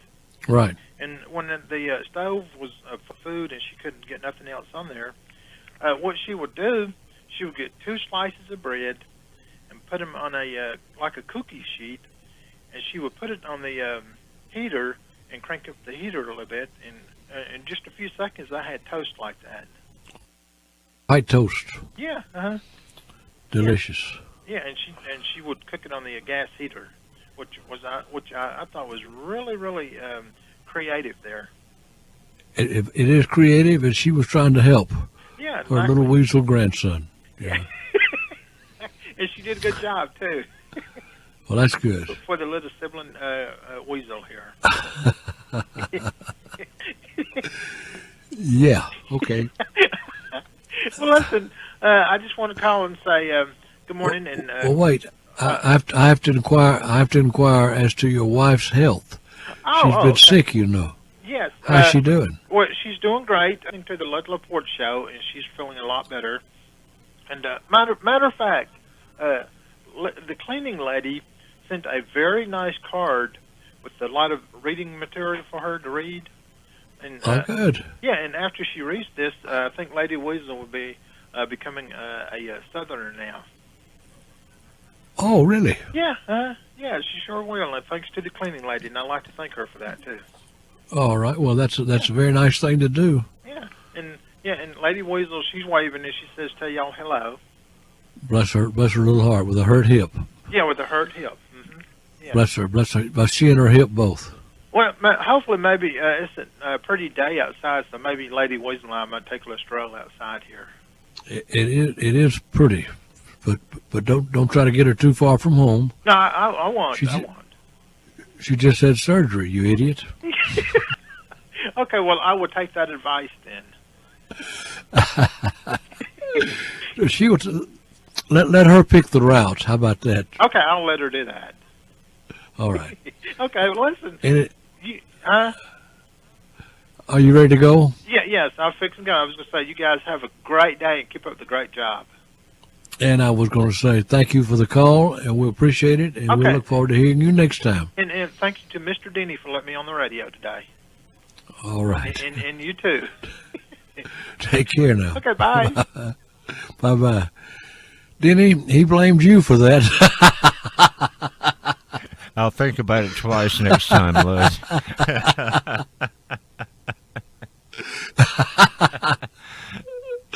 Oh, the little weasel. Don't you love him? You got to. Let's talk to my friend AJ on the radio. Hello, AJ. Good morning, sir. How you doing? Present accounted for. Little hoarse. Good. You sounded good. I had a bite of that bug that everybody's been getting. Yeah. But I'm over it now. I'm on the uphill side. Well, I hope so, because it was tough. It was tough. Oh, you and Jim talk about them bicyclers. Boy, they make me so mad up here in our hills. You know, they'll ride around in packs, and you're trying to go somewhere and get something done and get behind them. And I actually had one of them there having a big race up here through North Alpharetta. And one guy was going up a hill. He was so tired, he was weaving all over. And as I went by, he weaved over, and my mirror hit his elbow. And I got on up the hill, and there was a place where they were having a checkpoint or they took a break or something. I went by, and I got thinking about it, and I got madder every second. So just the time that he pulled in, and he was pointing at me and all this. And 3 or 4 of them came over to my truck, and I bailed out of the truck. And I was mad as a wet hen. I was ready to whip all of them. And I said, you darn fools, get up here and clog up our roads. And this guy's so tired he couldn't keep his bike going straight. I didn't hit him. He hit me. I said, y'all just need to go somewhere else and do this. I mean, I was furious. They didn't want, none of them say a word. Well, thanks for stopping to check on him. And Well, you scared him to death, what you did. well, yeah, scared me too. You know, a little further, and I'd have hit him. Once in those situations, you did the right thing. Because once in those situations, when they determine that you're crazy, they're not going to mess with you. Well, let me hold on after the break. I hear the music. Would that be all right? That'd be all right. Well, because we hadn't heard from you in a long time. Then he put AJ on hold, and we'll be right back with AJ after this. Nothing like the feeling of knowing that I'm seeing those Appalachian mountains meet the Carolina sky. Yeah, there's nothing like the feeling of knowing that I'm seeing those Appalachian mountains meet the Carolina sky.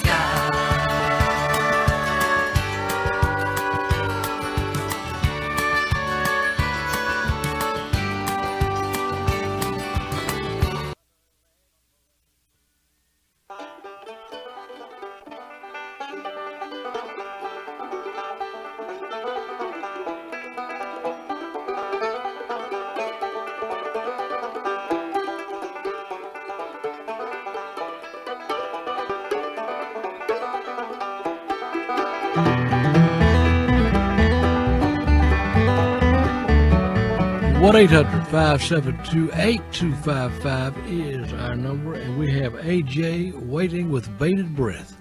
Hello, well, yeah. AJ. Hello again. Yeah, them bicycle riders got funny-looking helmets. I'd be ashamed to wear a helmet look like that. Well, they just try to protect their head, I guess, AJ. They got little slits to keep their heads cool. I'd love to see what happened. A yellow jacket or a wasp fly in one of them slits. Now, let's not with so many bad luck. They're just sportsmen. All right, let's get to Grandma's kitchen. My grandma had the neatest kitchen in that big old farmhouse. Had a drawer thing that tipped out and had flour in it. Yeah. And you could make a heck of a mess with that if you got in there unsupervised when you were little. And I got a clock, an electric clock that was in her kitchen as long as I can remember, and it's in our kitchen, and it's still running. Oh, boy. Another treasure. It's something else, a plastic, I think it's GE electric clock. And right off the kitchen was the boot room where you come in from outdoors. And me and my closest cousin in age got in there one time and found a whole big old case of eggs. You mean a case? You're still in the case, you mean? Yeah, a case of eggs that were getting ready to go to the market. I mean, a big case of eggs. I don't know how many dozen was in there, but I know about 3 or 4 dozen of them were all over that porch before we got whooping.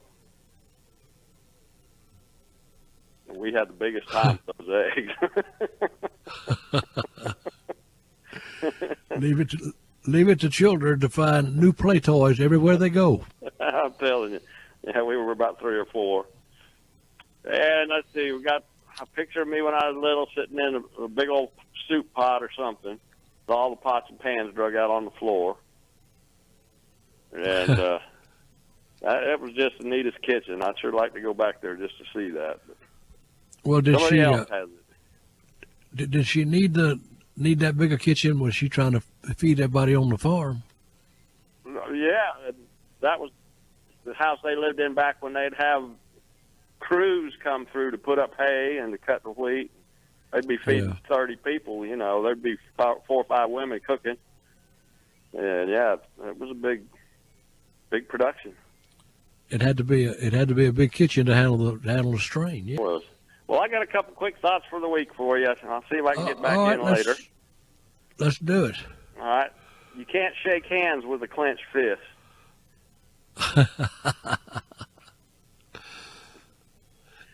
I love it. And seconds count, especially when you're dieting. Oh, wonderful. And that's the truth. But anyway, glad I got to check in today. I've been getting pretty busy, so. All right. Well, I'm glad you're busy, but you can't forget your friends just because you're getting rich. I didn't say I was getting rich. I said I'm getting busy. All right, big boy. Take care of yourself. All right, we'll check out. All right, bye-bye. I pushed the button too quick. What ain't? Well, I just he knows he's gone, and I know he's right, gone, and you know I know he's gone. I thought that was a bit kind of a curious bit of philosophy there. You know, you can't shake hands with a clenched fist. He ought to know he was about to beat the heck out of some bicycle riders. Yeah, he was going to. This man of peace was going to attack some helpless bicycle riders. You cannot move fast in spandex. You're going to hit him with a peace pipe.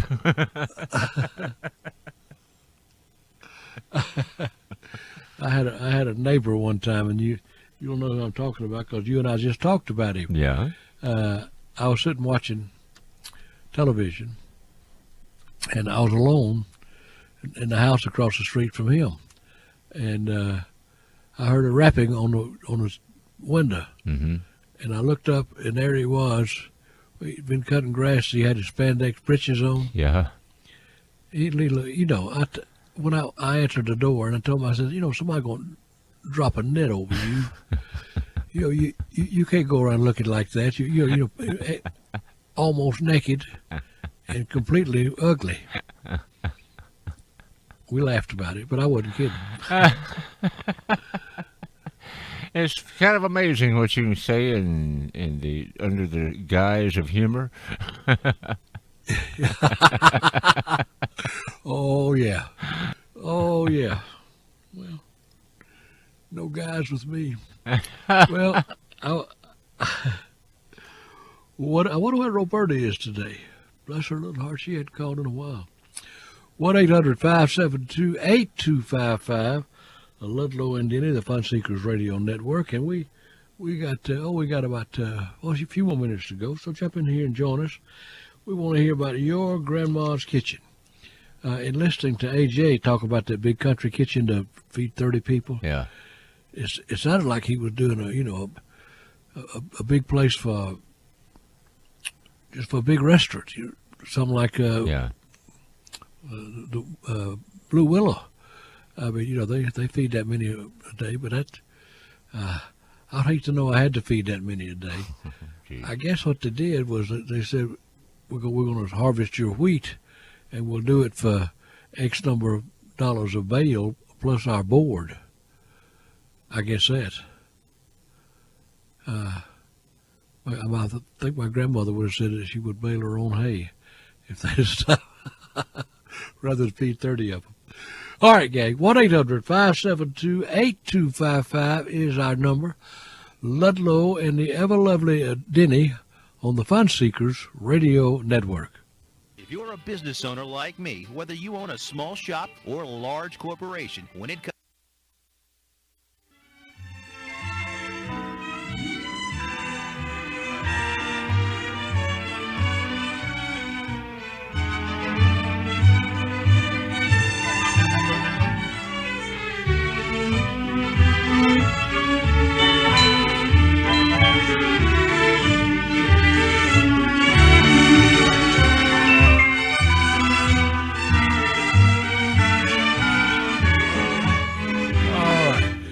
Now we're going to go to Gainesville, Florida, and talk to my friend Lloyd on the radio. How you doing this morning, Dr. Porch? I'm doing well, old friend. How you doing? I'm doing a lot better. Just get better every day. Going to Grandma's kitchen. We'd travel from Tennessee down to Alabama and go to my mother's mother, and walk in that house, and you could smell that oil heater going in the living room. And she had a huge kitchen. Walk in there, and she always had that tablecloth covering the food, waiting on us. And I wouldn't care if it's 6 o'clock at night or 6 o'clock in the morning. There was food on the table waiting on you. Yep. And it was the best. I remember going to my great-grandma's, who was a full-blooded Cherokee Indian, and she fried a chicken. Chicken was probably had been dead about 5 minutes when she put it in the frying pan. And she was watching me real close. And so I ate like I was going to an electric chair. And she said, and after I got through eating, I just kept asking for seconds and eating. And she said, I'm sure I'm glad to see you eat, young man. She said, I had a guy here one time, and I was watching him, and he wiped his plate off with his handkerchief. And, thinking she wasn't real clean or something, And I still remember that day how how it hurt that woman's feelings for a guy to think she wasn't clean. That's the cleanest woman I've ever been around in my life. Next to my wife. But what a nasty thing for anybody to do or say. Isn't that terrible? And I tell you what, when I go to somebody's house, and if they take time out to cook for me, I'm going to eat it. And I'm going to assume it's clean, and I'm going to assume if I assumed anything else, it would not be a gentlemanly thing to do. That's right. That's exactly. Yeah. Isn't it funny how you remember little? Oh yeah, you'll forget 100 things and remember that till you go to your grave. Yeah. Yeah, and a good lesson for you. But I always remember my grandma in Alabama. There, go down to her house and smell that oil heater going. And Alabama gets cold now, buddy. I know it does. It gets hot in the summer, but it gets cold in the winter. But walk in there and it does. That one oil heater in the living room going. Couldn't wait to get in that bed, and you hate to go to the bathroom because that wasn't going to be warm.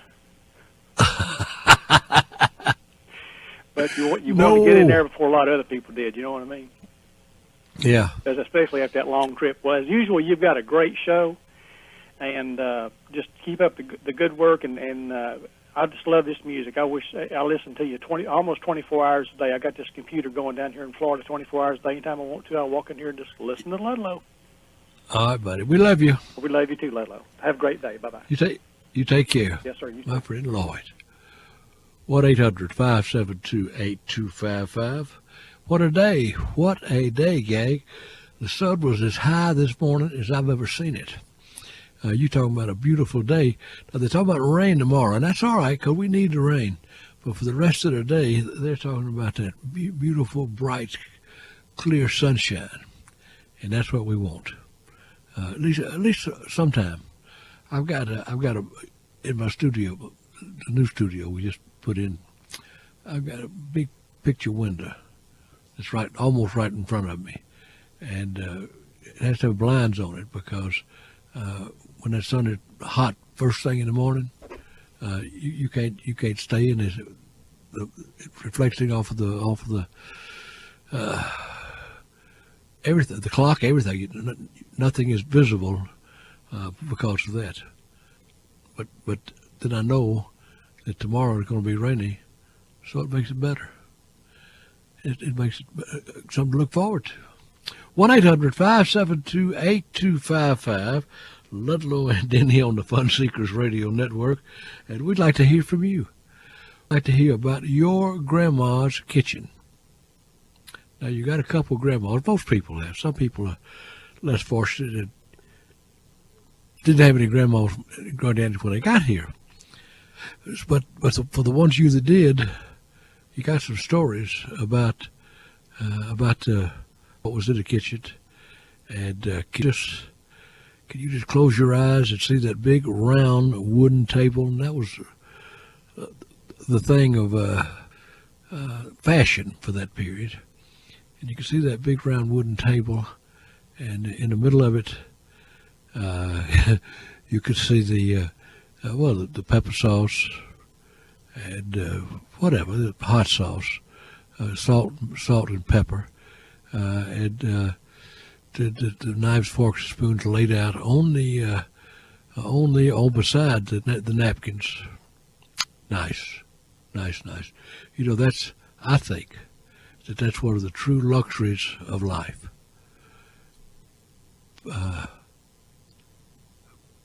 And only if they're cloth. It's just something about the cloth napkin that tears me up. I love it. That's my taste of niceness. I always swore when I was little that we'd go to a restaurant sometimes. that's what I liked most about the restaurants was the coupons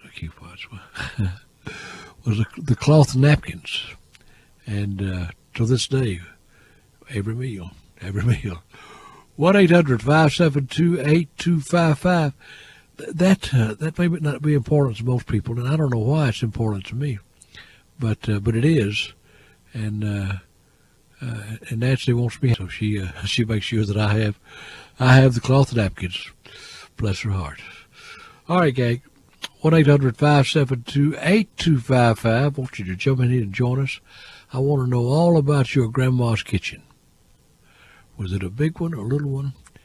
And did it have a gas stove or a wood stove? Maybe.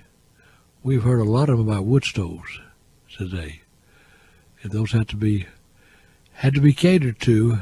Had to chop the kindling and then chop the bigger wood and then set that thing on fire. And how in the world your grandma knew when to take those biscuits out of the oven or when to take that cornbread out of the oven. It's just the Lord gave her a special way to tell that. I don't know. In any event, give us a call, 1-800-572-8255. Ludlow and Denny.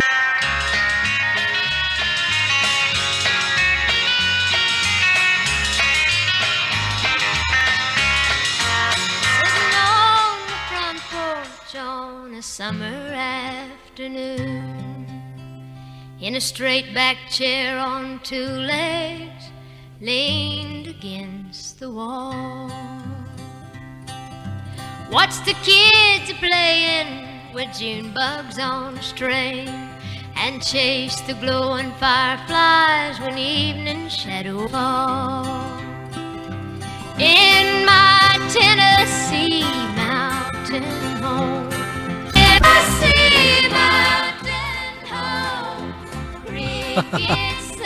all right, Tennessee Mountain Home, I love it. Let's talk to Mignon on the radio in Cleveland. How are you doing, young lady? Good morning, sir. I told Annie I couldn't stand it. I had to dry my hands off and get on the phone. I was back in my grandma's kitchen. All right, good. This was my granny on my daddy's side, and everybody called her Nanny, but Daddy called her Ma'am. Most of the boys did, Ma'am. Yeah. And she had a big, long farmhand table to eat off of. Yeah. They had 3 renters' houses, and the renters, when there was crop to put in or hogs to kill or whatever, you got them, plus you hired on some more people for harvest. And just fill that corn crib full and everything else you could for the winter. But men ate at the first table, and women with small children ate at the second, and then the kids ate at the last table, and that's why little Jimmy Dickens sang about the part that went over, of the chicken that went over the fence sliced. Uh-huh. It was the part he got. I remember, yeah. But she had a wood stove, and up in the top of that was 2 closed doors on a shelf, part of the stove. And you opened it up, and there's where the food was from lunch or supper or whenever. And you'd find your breakfast biscuits up there, and every kid that'd come along would be up in there after a biscuit. And a piece of fatback if there was any left. And my cousin would put him some fresh roast mears up there that he'd peel and eat these old hard ears of corn that I never did see a bit of fun in. You could go down the corn crib, they'd just break your teeth out. But Lord, there was a cupboard door that my great granddaddy had built, a little glass shell doors in the front, and if you didn't watch, one side wouldn't close, and the cat would get in there and lay down on the plates. Yuck. But he did much, so many things to remember. And the smell of the lye soap they used, it'd take the hide off a hog, let me tell you.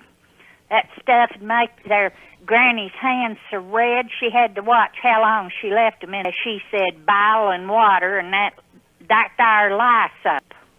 Yeah, do you know, you remember the song about Granny's lye soap? Yes, I think she wrote it. I sure do. One of the verses I remember is that Mr. O'Malley out in the valley had an aversion to washing his ears. He washed them out with Grandma's lye soap, and he hadn't heard a word in years. Boy, it's about like that. You know, they took the white clothes and they put them on the line first. They's first washed. And they mixed some bluing up and got them clothes snow white in the wrench water, they called it. And then there was the colored clothes. When they run out of place, they'd hang them under the trees best they could. But all the rags and Granddaddy's barn breeches and coats and stuff like that went on the fence. You just threw them over the fence any old way. I got you. Can't hurt them. Can't hurt them. But, I got a lot of fond memories of that place and the smells of it. Well, what we're going to do is one day soon we're going to get the rest of your memories, I promise. Oh, good. But right now I got to go. Ludlow. All right, we love you. Take care. All right.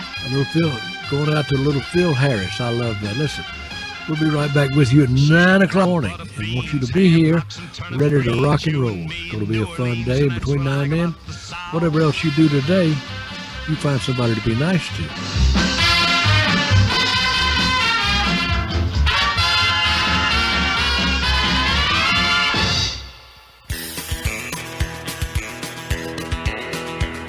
Ludlow again. Just can't wait to hear Ludlow again. The life I love is here in Ludlow with my friends, and I can't wait to hear Ludlow again. Ludlow again. Just can't wait to hear Ludlow again. The life I love is here in Ludlow with my friends, and I can't wait to hear Ludlow again. Ludlow again. That band wacko goes out on the airwaves. They're the best of friends, insisting that the only way's the fair way. And that's why I say, Ludlow again. Just can't wait to hear Ludlow again. The life I love is here in Ludlow with my friends, and I can't wait to hear Ludlow again. No, I